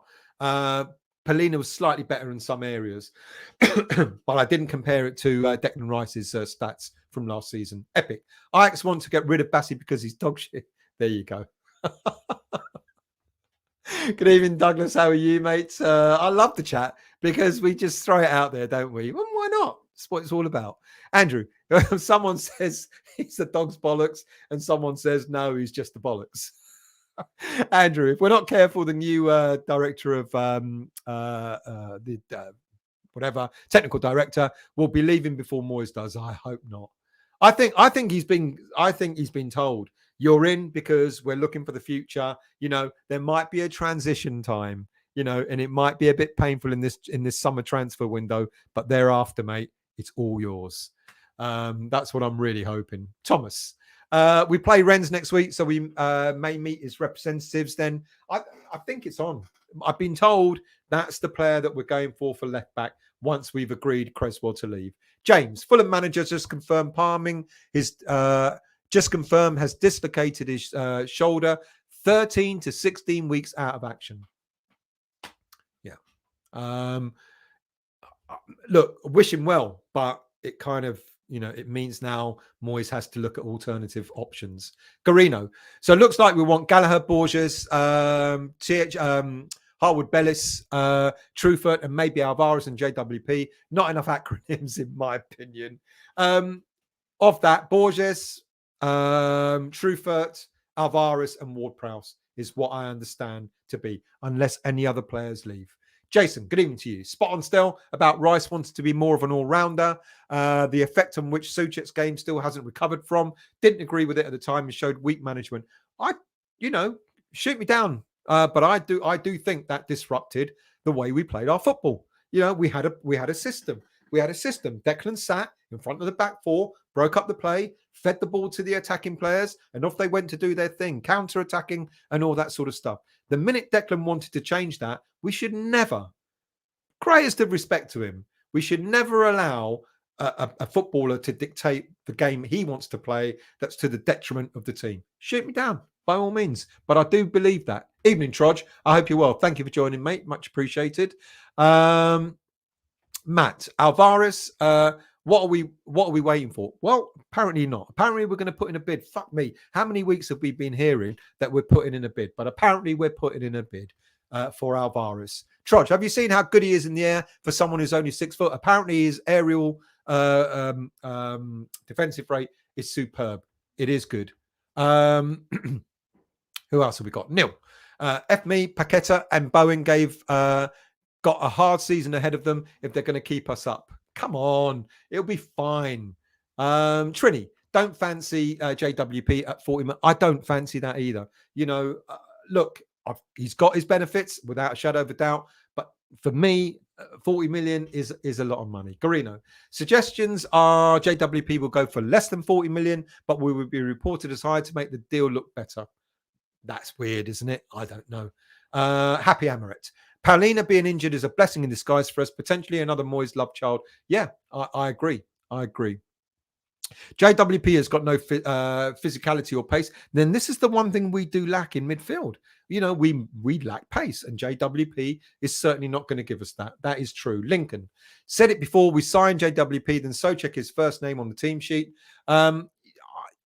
I think Souček is going to have a different season next season. We get a holding midfielder in. I think we might see a bit of the old Souček back. John. Hi, honey. Good evening to you, mate. I was in Slough. Why? Looking for Borges. Did you find him? No sign of him. That's because he's down in Chelsea. I looked him in nearly every pub. God, Slough has gotten really bad. Fuck me, mate. It was never good in the first place. My apologies to anyone that lives in Slough. Epic. We'll go down if we sign washed up players like JW. I don't think we will. I don't think we'll have a great season, to be honest with you, but I don't think we'll struggle this year. I really don't. I really don't. Funky T. I agree about Rice. He's held Souček up and scored 10 goals the previous season. I think as Declan was the captain, Souček just expected it. And this is the thing. You know, Rice wanted that different role, etc. Did he ever score double figures? What's the most he got? Last season, I think he got 4 in the Premier League. I might even be wrong about that. Conan. Why didn't Ten Hag move for Alvarez? Shh. Wouldn't it be a no-brainer for a manager very familiar with him? Doesn't fill me with confidence, especially since Ten Hag was unhappy with the squad he inherited. You never know. You know, they might come in for Alvarez, and apparently Ten Hag had him as his linchpin in that Ajax team. So, you know, Trudge. Borges has pace. We can't have that in the team. He's got pace to burn. Lincoln, JWP and Gallagher are roughly the same price. Surely Gallagher is a no-brainer. It would be to you, to me, to many fans. But, you know, unfortunately, we're not the ones who buy and sell the players. Terry, good evening to you, mate. I hope you're well. Thank you for joining. Mandy, City wants a buyback clause on Borges. They want a buyback clause on every young player they sell. You know, I don't know what it will be. But I think if we get Borges and use him for 2-3 years, that's absolutely fine by us. Let's scroll down. Who else have we got? Trudge. I really want him as he reminds me of Mane, who he idolizes, by the way. You're talking about Borges, I'm guessing. Yeah. Montana. We don't need left wingers, though. What will happen to Benny and Cornet? And this is the thing. Now, first of all, there's an argument. Will he even be played? That we don't know. But secondly, it will give us options because I think Bowen and Cornet are likely to be played more centrally. Maybe at times Ben-Rama as well. I think it will give us options by look, he's not an essential. Let's not get this wrong. The essential players at this moment in time is a central defensive midfielder, a central midfielder, and a centre back. Those are the 3 essentials at this moment in time. If Creswell goes or when Creswell goes, we need a left back. That'll be 4 players. You know, if any of the strikers leave, we will. I don't know if we'll buy a striker. Don't forget, we've got Mbama as well. You know, whether he goes out on loan or not, I thought he would. Maybe now, he may not. Maybe he's played his way into the senior squad on a regular basis. You know, so if we lose Creswell, we'll get a left back. So that'll be a centre back, a left back, 2 midfielders. So Borges is a bit of a bonus in a way, but he will give us options. And I think you'll see the likes of Cornet, maybe Ben-Rama, and certainly Bowen probably being used more centrally this coming season. I don't have a problem with that. Look, you know, how many of us said who would you have wanted to be on the end of that ball in the final of the Europa Conference League? None other than Bowen. You knew he's just got that extra little bit of pace, that little bit of guile, and he will score goals. I think Cornet, if he can avoid the offside trap every now and again, will get us goals as well. So I think it gives us options, to be honest. John, that's what I said to you earlier still. Moyes only has a year left, so Tim is getting players in under DM's radar.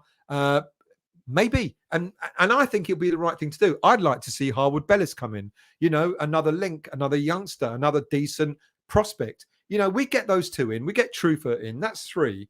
You know, and then you kind of, you know, and now Varus in 4. You kind of then go to Moyes, all right, fuck it. Have James Ward-Prowse, you know, because we've got ourselves a young centre-back, a young left-back, a dynamic central defensive midfielder, you know, a left winger. You know, we get 4 young players in. You probably go to Moyes, go on then, fucking have Ward-Prowse. You know, we'll give you that one because we've got 4 other players that are the future. Lincoln, Dortmund were taking Alvarez, so should be good enough for us, surely. I think it will happen. I think that's who we're apparently going for now. Hoping because Rice is gone now, that it will now release Souček forward more, score goals. That exactly what I'm thinking. That's exactly my thought process as well. Andy, Borges was nearly signed last Thursday still. He was. Hands up. I did a show on Friday morning talking about it. So it's Monday now. Really nearly signing. Yeah, really nearly signing. You know what it's like. It will come one day. Ian, why would Borges come if Moyes has no intention of playing him? Well, this is the trick, you see. This is going to be interesting, you know, because it's going to be interesting to see how what David Moyes does with Borges. And like I said earlier on, I think that would be Moyes' downfall. If he doesn't play Borges, even, in Europe, cup competitions, stuff like that, that could be his downfall. Black Country, what's that word pace? No way, this is a Moyes signing. Aaron, breaking news, apparently bid 40 million, Sky Sports, seen it on Twitter. Thank you for that. If that's breaking news, that's great news. And it's going to be interesting to see what we do with the likes of James Ward-Prowse. I think we're still going for Alvarez. Does that mean Ward-Prowse is out of the equation? I would love to believe that Gallagher. Thank you for that information. If anyone else can corroborate that, that would be great. KOZ, Mandy, Antonio's leaving. Well, apparently he was, but it looks like West Ham want to keep him. Don't ask me why.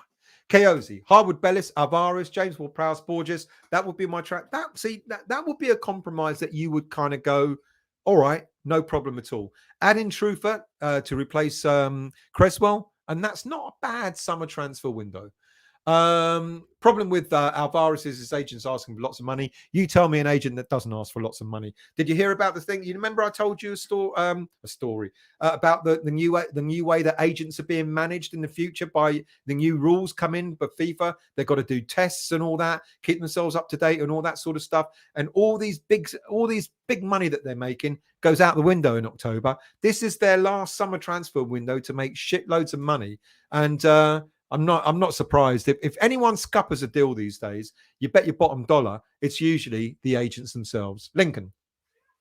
Montana, we're going to need squad depth. 2 players for a position with another European campaign. Absolutely agree with that. KOZ. Could get all 4 players for under 105. Absolutely. And don't forget, if we sell Cresswell, it's another 3 to 5 million. If we sell, or when we sell Vlasic, that's about another 10 million. So there's another 15 million there to get you another player in. Montana. Moyes has a year left. Marco Silva also has a year left. He will suit our counter-attacking style. I'd rather go for, his name's gone, the Bayer Leverkusen coach, who's good friends with Tim Steiden, Xabi Alonso. I'd rather go for him. But Marco Silva, not a bad shout. Not a bad shout. Terry, thank you for inviting me. Enjoying the show. Wonderful for you to be here, Terry. Hammer it. I hope you've told him. Subscribe, like, all that stuff, please, mate. Much appreciated. Who else have we got? Stephen, good evening to you. Alvarez and Borges would be a cracking start of business. Wouldn't it just? Wouldn't it give us the boost that we need to stop us whining? I whine, I moan as well. But like I said, I'm not angry at the moment. I'm just frustrated. I just want to get these signings in. Good evening to you, Vinay. I hope you're well. Don't want James Ward overpriced. No, I don't think we do. But if what was just told to me a moment ago is true, that we put in a bid in for Gallagher, I hope that is true. That's the sort of player that we need. Richard, that would be extremely dangerous. The Saudis can withdraw their money as quickly as they can spend it. I was asked, do I think they'll start a Super League, etc.? I think they're starting one by default. But it's like, it's a bit of a gain to them, isn't it? You know, like you just said, how many false dawns have we had with, the Americans tried, sort of setting up leagues and all that sort of trying to attract all the big players. China did it. Look how that went. The Saudis, they've got a lot of money, but how long would it last before they get bored with it? Hammer it. Morally sacking Moyes now would be wrong, but keeping him at the expense of our club, it's a damned if you do, damned if you don't situation, isn't it? Without a doubt. Montana, China had a bigger economy and signed way more players than Saudi. I'm not worried at all. I think it's they're doing it now, but how long will it last, the Saudis, before they get bored? Lincoln, don't sack him, just ask politely to leave. And if that fails, I'm in Milan, tropical downpours, tornadoes keep me on my toes. Mate, I would say I hope you're having a good time, but Chris, we've just been 40 minutes. That's the second one that's just said that. Breaking news. Great. That's fantastic. Ironically, I was a week early because my Monday show last Monday was breaking news. We've just put in a bid in for Conor Gallagher, so wish it happened. Anyway, wish it happened last week, but good. If it is true, I think that's fantastic news. Trodge, just wish the Saudis come to buy our dead wood. Well, they did get a chance to get Antonio, but they didn't want to put a bid in for his transfer fee. Terry, Montana, China may have signed more players, but they're not offering players. I mean, they're not. It is madness. It's absolute madness, the amount of money that they're throwing around. Damien, Alvarez all day, but one of Tim's exciting transfers. Ward-Prowse, a big no, way too much money. Well, if the news is coming out, as we've heard, I wonder if the Ward-Prowse thing really happens. Looks like, if true, we put in a bid in for Gallagher. I would love Gallagher to come to West Ham. I think he'll love it. I think he would enjoy it. You know, I think he would. He'd be the sort of player that we'll take to, and he'll put effort in, won't he? I think that'll be fantastic. Ben, can't believe we've made a bid on someone. Well, you know what? It's only Sky. It could be wrong. Vinay, they may have got Gallagher's name confused with Ward-Prowse. Vinay, Moyes refuses to treat players he hasn't signed rationally. That's a sackable offence. You know what? You know, you kind of, in a way, you're right. You know, if you mistreat your staff, you know, you should be brought to task. Trodge, it's a lack of planning, ambition, and application that is annoying everyone. Agreed with that. Jonathan, I'm at the stage, if Moyes and Steiden can't come to an agreement, then I'd rather have no one than waste the money. We won't waste the money. If the Gallagher bid is true, I'm hoping we follow that up pretty quickly with an Alvarez. Imagine Alvarez, Gallagher, Borges, Truffert, and a central defensive and a central defender. Funky T. Moyes is not one to shout about our signing. Frustrating with no news. But last time he turned up with Souček and Bowen out of the blue last minute, nobody had even mentioned them in the transfer window. Good point. You are right. You know, and I did talk earlier in the show about, you know, Moyes has had quite a lot of successful signings at West Ham. You know, they've not all been awful. Well, they're not. Hardly any of them have been awful, to be honest. Vinay. Moyes likes playing players out of position. I think Sullivan is deploying Moyes out of position, expecting him to act like a modern manager instead of a Jurassic period manager. Jonathan, thought interest in the club YouTube channel release all of Souček's go. Is he going? More like he's going to be made captain. It would not surprise me one bit if Souček became captain. It won't surprise. Yeah, I know you can all throw your toys out the pram, but it won't surprise me one bit. How far behind am I? I'm 40 minutes behind, so I've got to jump ahead because I'm so far behind. Beats. Why is everyone so against Paulina? Wasn't he statistically the best central defensive midfielder at last season? We don't need sell-on value, just every single player. Well, no, we don't. And I've got nothing against Paulina. I said earlier in the show, and I said last week as well, when we were looking at the likes of Maguire, Paulina, Ward-Prowse, individually, as individual players, there's nothing wrong with them at all. My concern would have been getting all three of those players in at West Ham United, two 28-year-olds and a 30-year-old, and spending all the money that we got from Declan Rice. That to me is wrong. You know, so as an individual footballer, you're absolutely right. Nothing wrong with him. But then when you're sort of matching him up with Ward-Prowse and then Maguire, etc., that's when it becomes a little bit tricky. It's everywhere now, Aaron says. We made a £40 million bid. I fucking hope that happens. I really do. Valdemar, have you any tips on how to get the best possible tickets for matches? Want to come to London, but the tickets are bad seats and expensive. Valdemar, email me at... have I got it? There you go. Email me at westhamvoice@gmail.com and I'll chat to you about how you can possibly get some decent tickets. Let's scroll down. Who else have we got here? I'm trying to catch up. My apologies if I miss out a few comments. Howard, Jesus Christ, Greeno. My missus just flown back from Sardinia. The naked pictures sent from the beach were amazing. Sardinia is beautiful. Absolutely beautiful, beautiful island. Moisaurus, I've just come out of a coma after an accident in the kitchen in 2017. Who is the manager and who's in goal? I don't want to put you back in another coma, Moisaurus, so I'd rather not answer that. Greg, I'd be happy with Gallagher, but 40 million, it's not steep. 23 years of age. He's got, we sign him on a 5-year contract. Like I said earlier on, he'd probably still be worth 40 million in 3 or 4 years' time. Josh, we bid 37 million plus add-ons for Conor Gallagher.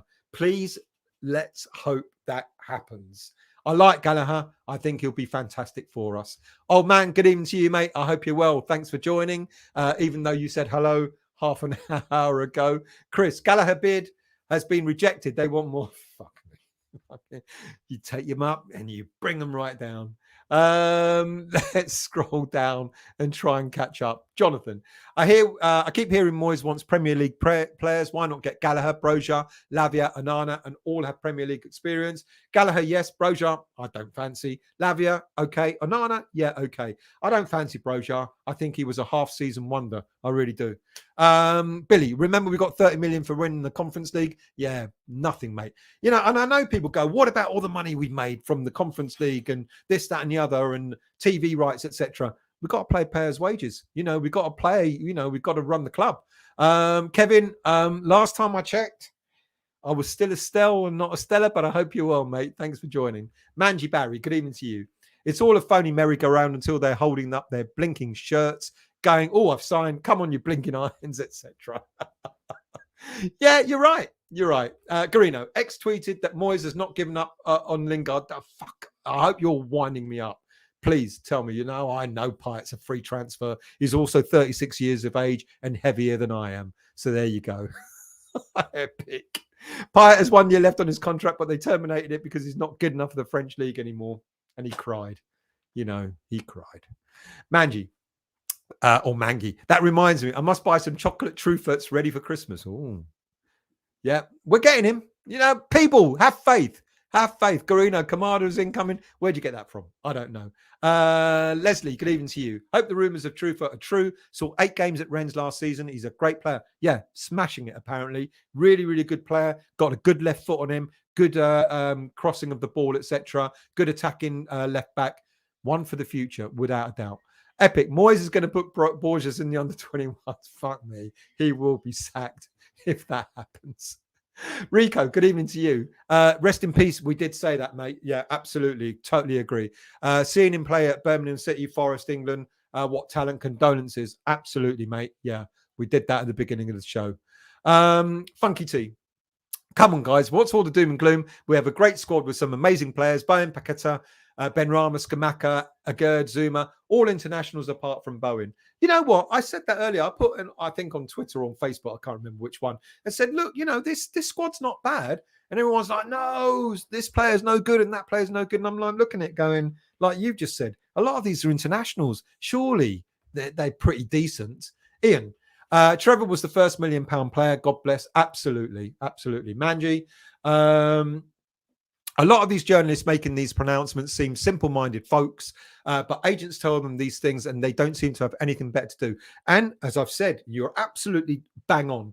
There's a lot of the stories that come from agents. You know, they want to sell their players. You know, I keep saying this. Agents make most of their money when they sell their players. They're not going to make money having a player sitting on a 5-year contract, not moving anywhere. You know, agents make their money by selling players. And, you know, they talk to their players and they go, you know, you fancy? Yeah, why not? Yeah, let's put it out there. You know, agents tell a journalist tells a story. We're in for so-and-so. And then you find out we've never been in for so-and-so. It's just agent talk. You're absolutely right. Garino, ITK on KUMB just posted Kamada. Interesting. I think that would be a very big, Gallagher and Kamada all of a sudden, which goes completely away from the likes of, you know, what we've been talking about, JWP, etc., etc. Let's scroll down. Jonathan, does this feel like a setup for Moyes? How can we fire him after winning a trophy, but sell our best player, don't bring in anyone, then create a situation where we can sack him within 5 or 6 games? He would only be sacked if we're having a really, really bad time of it. You know, otherwise he'll stay. Paul, is Steiden a plant from an interested party? It's so left field for Sullivan. People have said that before. Apparently, you know, Sullivan's going to sell up and Steiden's in to sort of oversee things. No, I think finally it's taken Sullivan over 10 years to realise how to run the footballing side of a football club. I've said it so many times before. When it comes to running West Ham United as a business, you can't fault them. You know, like it or not, you can't fault them. Even the moving of the stadium was a good business move. It wasn't for us as fans, but, you know, a good business move in terms of the money we've saved, etc., etc. The one thing that Sullivan and Brady and everyone else at West Ham United have forgotten about is you've also got to run the footballing side of things in exactly the same way as you run the business side of things. And that's been so badly neglected. We've not had a strategy. We've not had a proper strategy in place about signings, about players, about transfers, about who comes, about our youth system and all that sort of stuff. Finally, Sullivan's woken up and gone, yeah, it's a football club, so I guess we better run the footballing side of things better. Not before time that we've got someone like Steiden in. It's taken forever to do that. I've done that one. Sorry, mate. Fred, good evening to you. As soon as we go for a player, Spuds and Newcastle sniffing around piss takers. Yeah, I know what happened.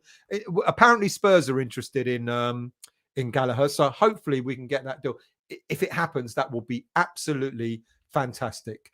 Will X, good evening to you, mate. Zaha to Galatasaray on a free. Why didn't we swap? I know. I said it earlier in the show. I know he's 31 years of age, but he's fit. You know, he's a decent player. We all love to hate him, but that's because we know how good a footballer he is. It's a bit of a waste he's going to. But Galatasaray in Champions League, I think they might be. Who else have we got? Let's scroll down. Clive. Lanzini was never going to get game time all the time. We have Paqueta. He's better off signing for Brentford or even Luton. I'm gutted he's gone, to be honest, but he's never getting the start. It's true, he's not. Good evening to you, Brad. Do you really think there wasn't a transfer budget had Rice not been sold? Surely there was something set up aside, so arguably 105 million could be spent, but does financial fair play come into it? Financial fair play does come into it, and what I've been told is the board were not wanting to spend.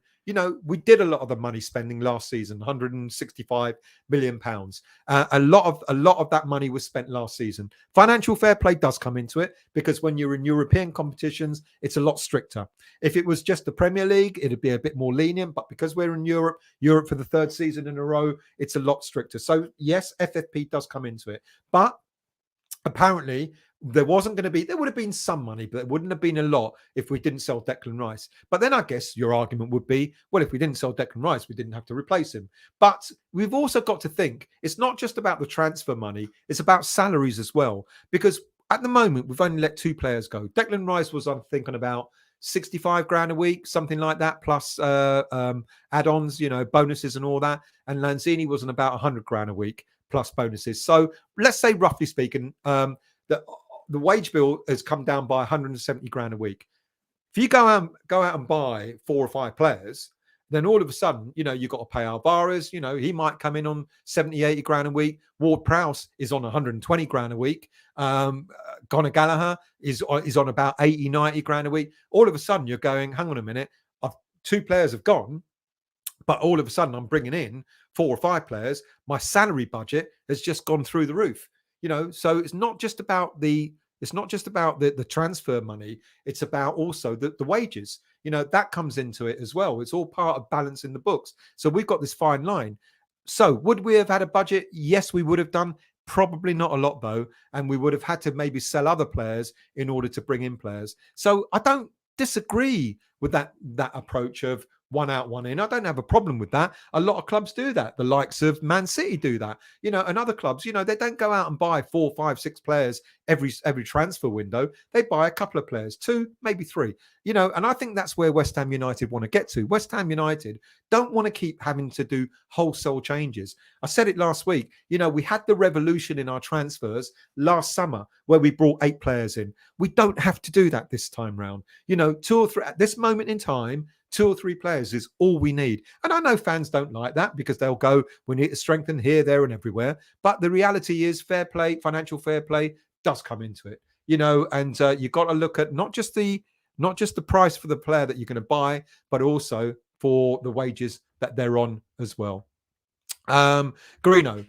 Toby, is it true that West Ham are putting a bid for you? Problem comes from Moyes, not nice, but Tim, who are you talking to? Tyler, haven't been here in a while, but how are you still? Tyler, I'm very well and welcome back, mate. Much appreciated. And there's another person who I've not seen for a decade. Still don't get notification. Why, mate? I'm always on a Monday night. Just having to browse and see he was live. I hope you're well. And he is a shit moderator. Absolutely. He's a moderator. He doesn't even come on. I'm on Monday nights now, mate. Check your bloody alerts and I'll see you more often. Kevin. I think Cornet will be liking you signing. You know what?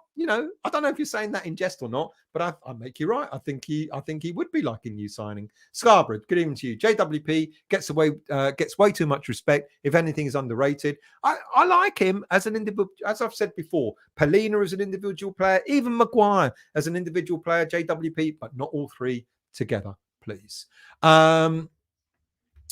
Manji, Barry, I've been wafering over Cornet, but I think he'll do okay this coming season if he keeps free from injuries. I agree. I'm looking forward to seeing what he can offer us. I hope we give Borges the number 7 shirt. It'd be interesting to see who gets that. Dean. Hi, Stel. If we sign JWP and Alvarez, and I'm afraid Alvarez won't start, as it will be JWP, Souček, and Paqueta. That's 3. I think Alvarez will start. I think we're buying a central defensive midfielder to play a central defensive midfielder. Toby, I haven't seen Stella in the show for about 4 months. He looks about 10 years younger. Thank you, mate. Apart from the grey beard, I'm doing fine. Montana, imagine we need a DM and Moyes makes a bid for Gallagher at 40 million. Ajax will just bump his price now. Don't know if that will happen, to be honest with you. We're going on a European tour again. Just in, West Ham made a verbal offer for Scott McTominay. Excellent. Fuck me. It's coming all out of the woodwork. Earlier on, someone just said about Gallagher, then someone said about Kamada, and now we're talking about Scott McTominay as well. This is madness. I actually don't mind McTominay either. I think he's half decent. And interestingly, if it's going to be McTominay, that means Alvarez won't be bid for. Neil, Moisty was around his house the other day, Budgie, trying to tempt him out of retirement. You're talking to each other. That's good. McDonald's is crap from Dick Turpin. Good evening to you. I hope you're well. We are at a European tour. Just rejected a £37 million bid for Conor Gallagher. West Ham won't bid higher. Fuck me. They come, they go as quicker than you can bloody blink. It's unbelievable. We won't bid higher. I think we might do. If we've gone to 37 million plus add-ons, we might take it just a little bit higher. I'm trying to catch up, so do forgive me if I miss a few comments out. Steve, if players don't leave, the only position now is to replace. If players don't leave, the only position now is to replace Rice. So the other players can be signed on deadline day, given dithering Dave 3 months to bed them in. Maximilian Romano confirmed £40 million bid for Gallagher about an hour ago. Thank you, mate. A lot of people have said that same thing, and now we're getting people saying that the bid's already been turned down. Amazing. Louis, I don't think we should sign Gallagher. Thoughts? I like Gallagher. I think he's got potential. I think he'll be a decent player. He's got an engine on him. I think he can only get better, to be honest with you. I like him. Is he the best midfielder in the world? No, but I think he's pretty decent, to be honest. Anvos. Evening, Stel. More breaking news. Moyes sells releases 10, thinks of buying. Good evening to you, Anthos. I hope you're well. Ian, good evening to you. West Ham's offer of Conor Gallagher was submitted last week and is £37 million plus add-on. So I was right last Monday when I did my headline about bid in for Gallagher. I wasn't wrong then. Chelsea rejected that offer and want more. West Ham not willing to go higher. Steinberg. Yeah. Lee, evening, Stel. I'm a bit worried West Ham are not signing any players. What is going on at West Ham? It will happen. I think we're getting, we talked about it earlier on, Lee, how it takes forever for us to sort of get going in the transfer window. But I think things will be ramped up now. And I think we will see bids going in. I've just been told tonight, Gallagher bid in, Kamada apparently. Who else did someone just say? Someone else as well. Let's scroll down. Who else have we got? The best off. Fabrizio Romano confirmed the Gallagher bid of 40 million. Manji Barry. So what does everyone think about the conspiracy theory that Stein is an advanced guard for Xabi Alonso and Moyes is on borrowed time pending how he does this season? I think that too. I think Steinen's got a very good relationship with Alonso. Alonso's got 1 year left at Bayer Leverkusen. I think it's almost a definite shoo-in, to be quite honest with you. I can see it happening. Montana, why would you take Alonso still? He also plays counter-attacking ball, but not Premier League proven. They finished 6th in the league last season, Bayer Leverkusen. I think he's a young up-and-coming manager. It's what we've been crying out for. It could be, that maybe Alonso could do well. But, I don't know because you're right. He's never managed in the Premier League. Trini, Saudi can only set up a Super League with individual players, but not clubs or associations. Good point. Toby, if he hadn't got into a spat with Hayden Mullins the game before the final, Mullins would have started the final. Gerrard doesn't score that goal. Are you talking about the 86 final? Let it go. Let it go. Anthos, when are you coming over to Cyprus still? Only 43 degrees cooler than often.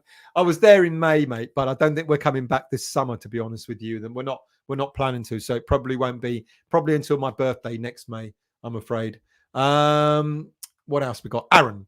Fabrizio Romano says Chelsea are more likely to accept the bid, so to be the player's choice. Isn't it madness? You know, do you see how it goes? Just in this show alone, in the last 40 minutes, we've had Conor Gallagher bid put in, Conor Gallagher bid rejected. Fabrizio says Chelsea are more likely to accept the bid. So you see how they all come out, all these different stories. And that's just in the space of the last 35, 40 minutes or so. Andy, the moment Newcastle get a whiff we're after Gallagher, they'll sign him in 48 hours, play him in the next 48 hours. If we sign Gallagher, Moyes won't start him until February. George, all this talk of Moyes still managed us to a European Cup. Look, mate, you know, if you know me, if you watch my show, you'll know.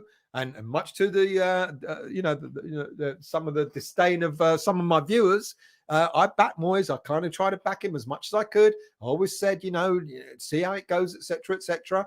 But even I got hesitant, especially into the new year when we were kind of still languishing. And I said, well, maybe it is time for Moyes to go. But I backed him. I was one of the few that and people will tell you, even though a lot of the viewers were saying you're mad for backing Moyes, I did. I think sometimes a manager or a player, sometimes stays a little bit longer than they should. It's going to be an interesting season, George, to see what happens this season under Moyes. Garino, we're in for Kamada. That was the other one. Free from Frankfurt, but other clubs in for him as well. Will we get Kamada? Probably not, to be honest with you. Probably not. But I like to think that maybe we can do a deal on Gallagher. I want to see us do a deal on Alvarez as well. It's going to be an interesting week. Maybe I'll be doing a few more shows than I plan to do. Trini, I'm watching Sky now, not seeing anything about us and Gallagher. Must be social media rumors. See? There you go. So you tell me, what do you believe? See, there's another angle. We've been told this, we've been told that. These ICKs that come out, Romano and I was going to say Stein and Steinberg, etc.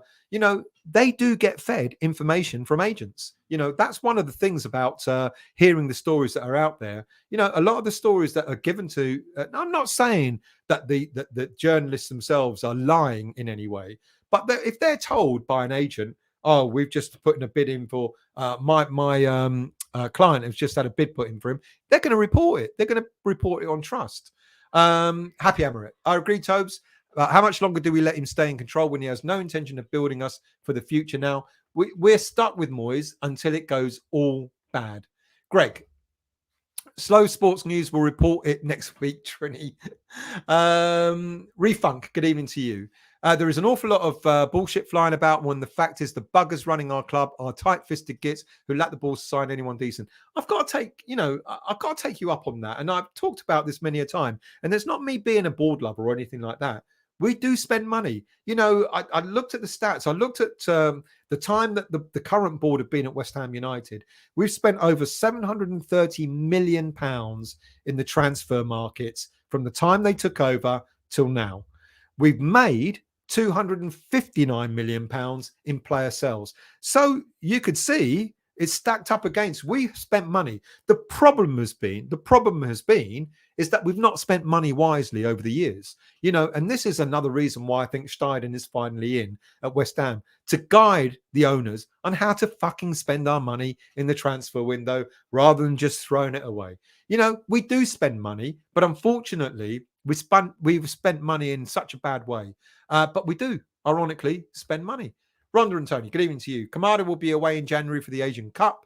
So that's him gone then. Jonathan, The Plant thing does not add up. Why would Sullivan not want a bidding war for the club? And why would the buyer improve the club before owning it? Just wishful thinking. Yeah, I don't believe in that, to be honest. We're going on European tour. West Ham Twitter trying to figure out what is happening with the Conor Gallagher reports, whilst our Brazilian Magnifico is streaming himself playing a video game on Twitch. Is he? There you go. They're not bothered by it. Good evening, Early Doors. How are you? I hope you're well, mate. Thank you for joining. Who else have we got here? I'm getting there. What time is that? I'm close to getting to. We're going. If we really wanted to believe there's still hope for Gallagher, there's a way for all the reports to make sense. If I really wanted to believe that there is still hope for Gallagher, there's a way to make all these reports. We bid for him. It's been turned down. Chelsea are open to it. Blah, blah, blah. Here we go again. West Ham, we bid 37 million plus add-ons. Chelsea said they want more last week. We've said no to that, and Chelsea are reconsidering because they want Caicedo. I would like to really think that we will get. I like Gallagher. I think he's one for the future, without a doubt. Anthos, what's all this verbal offering thing? A bit like a verbal diarrhea. Well, here's the difference. It's explained to me, and I was like, oh, I don't really care, but I think you've got to care. A club can make an inquiry about a player, and this is my belief on what happened with Declan Rice. When it was reported that Man City made a bid for Declan Rice, my understanding is that they didn't make a bid; they made an inquiry as to how much. If they were to offer, I think it was 80 or 85 million pounds plus add-ons, would West Ham accept that? And West Ham United said to Man City, we wouldn't be interested. And that's what triggered Arsenal into making their final bid. So they made an inquiry. There is also this making a verbal offer of saying, we would like to bid 50 million pounds for your player. And it's a non-binding, non-contractual thing. It's like, and then the club will come back. It's a bit like making an inquiry, and the club will come back and go, well, that'd be interesting if you did that, and then there may be a formal bid going in. When you make a formal bid, it's usually in writing. The formal bid's in writing.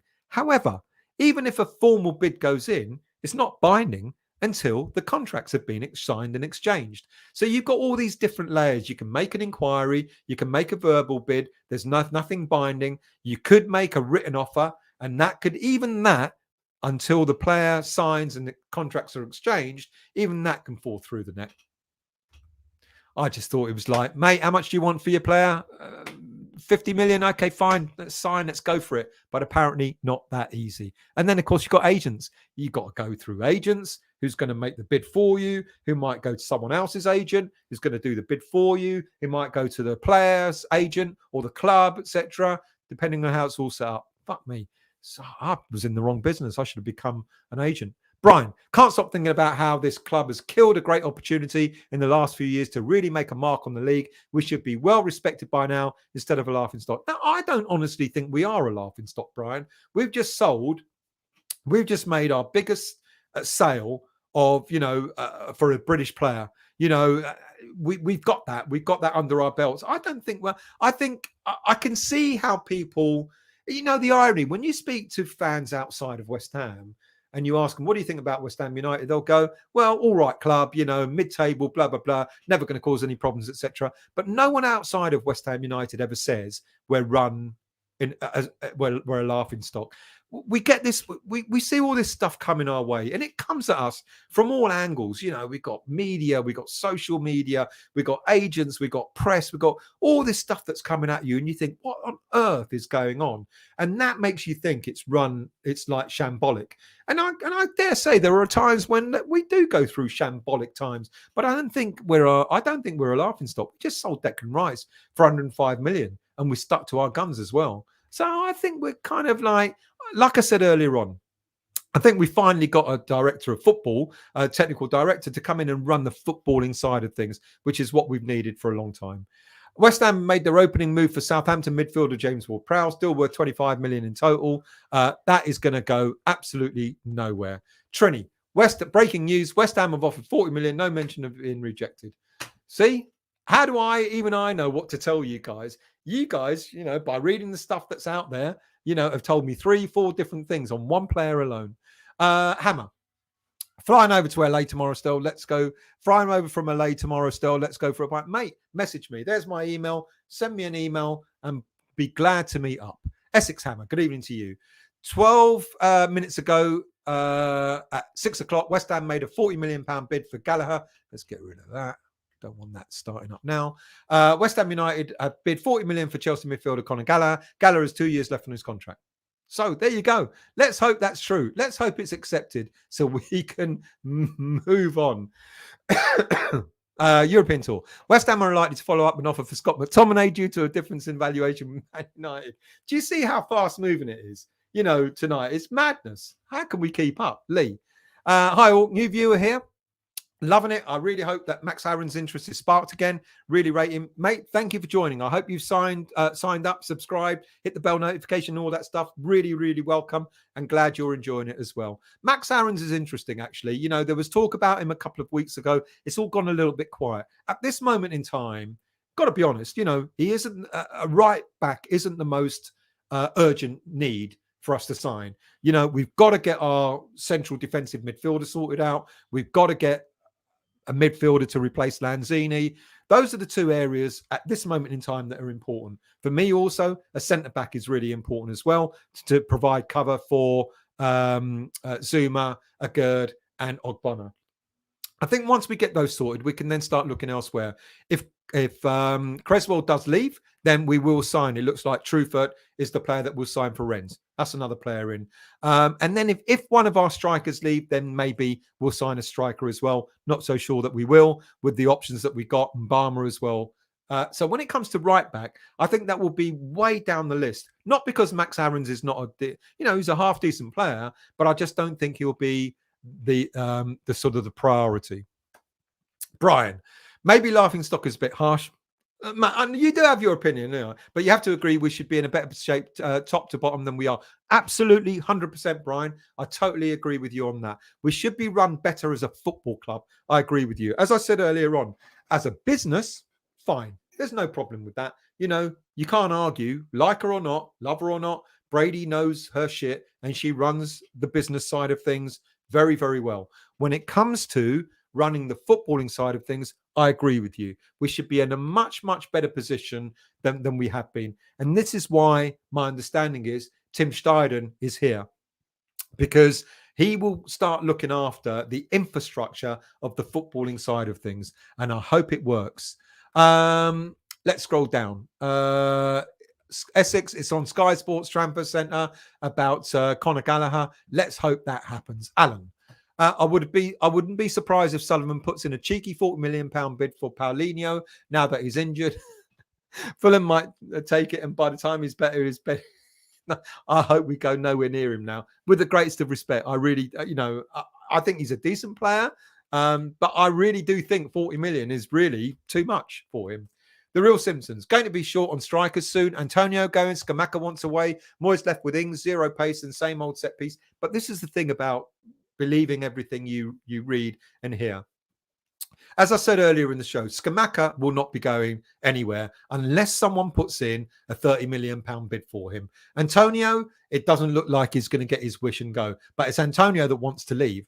Brian, if Sullivan wouldn't have told the world Rice was for sale, we wouldn't be getting charged 60 million. But he's going. We knew he was going. I knew what Sullivan was up to the minute we that final ended, and the next day Sullivan came out with, we know it's Declan's last game. I knew. We all knew, because he was going to up the ante from the off. He was making his marker. He was going to go anyway, to be honest with you.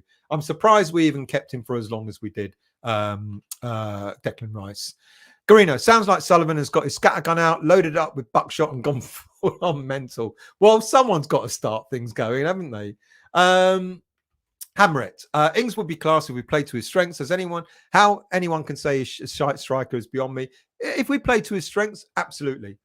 Corky, I'm sure we were the 5th biggest spending club in Europe summer 20. Yeah, listen, we have spent money. We have spent money. But like I said, we've spent it very unwisely over the years. I'm going to scroll down. How far am I? Nearly there. I've got to get to the bottom because I'm losing my voice. What else we got? Matt.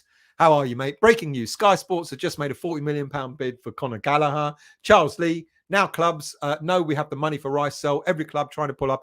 That is true.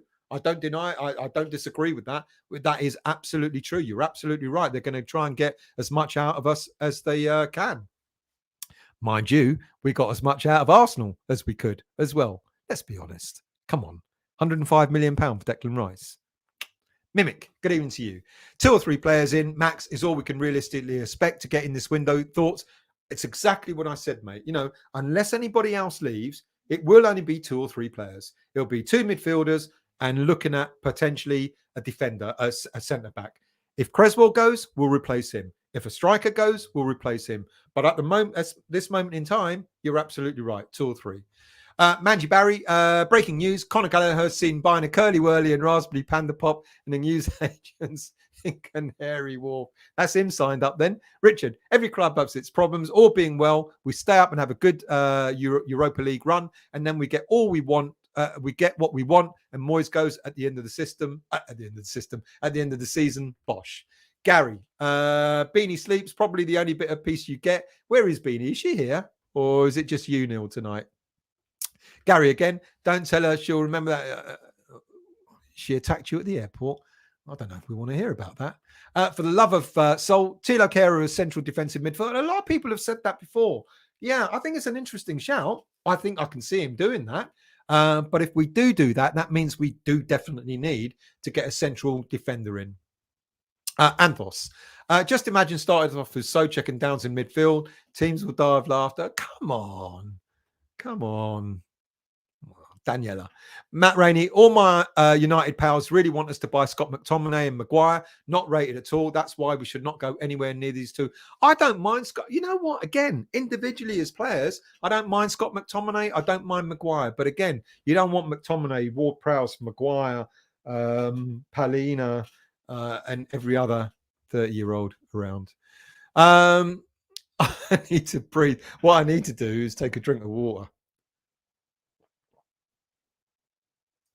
Oh, thank you for that, Hammerette. I needed someone to stop me in my tracks.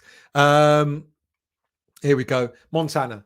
Now this is getting out of hand. We bid 40 million for Gallagher. United want 45 million for McTominay. This will not end. We're not paying 45 million for McTominay. Richard, I don't understand. 25, 30 maybe, and that'll be about it. I don't understand the point in keeping a player if they don't want to stay, particularly a player on a good wage. I like to see Mbama start against Bournemouth. He won't start, but I like to see him on the bench. Alan, I don't understand why Sullivan and Moyes just don't let Antonio go. I agree. He wants out, and I know from experience that if someone doesn't want to be there, that can cause an awful lot of shit, which he did last season. Rishi Sunak with serious health problems in hospital. I'm not a Tory voter, so I don't give a fuck. No, I didn't mean that. Daniela, well, happy Amaret. We're 2 months from winning a trophy in Europe, the 3rd year in. So what do we want? Daniela, I said that earlier on. We've had a good time. It's not been bad. The football's been a bit shit, but on the whole, we haven't done too badly over the last few seasons. Finishing 6th, finishing 7th, semi-final of Europa League, winning a Europa Conference League. We're back in Europe for a 3rd season in a row. It's not been that bad. Funky tea. West Ham offered 37 million plus add-ons. Chelsea have turned it down. They want at least 40. West Ham don't want to budge. I hope we don't lose out over 3 million. Here we are. West Ham bid 42 million plus 5 million in add-ons for Conor Gallagher.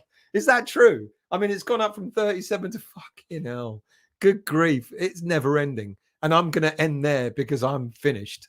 That's it, people. Thank you very much for keeping me on my toes. Thank you for bringing me up to date on all the news. It's really, really interesting. Clearly, I'm going to be doing a few more pre-recorded shows over the week to see how things materialize.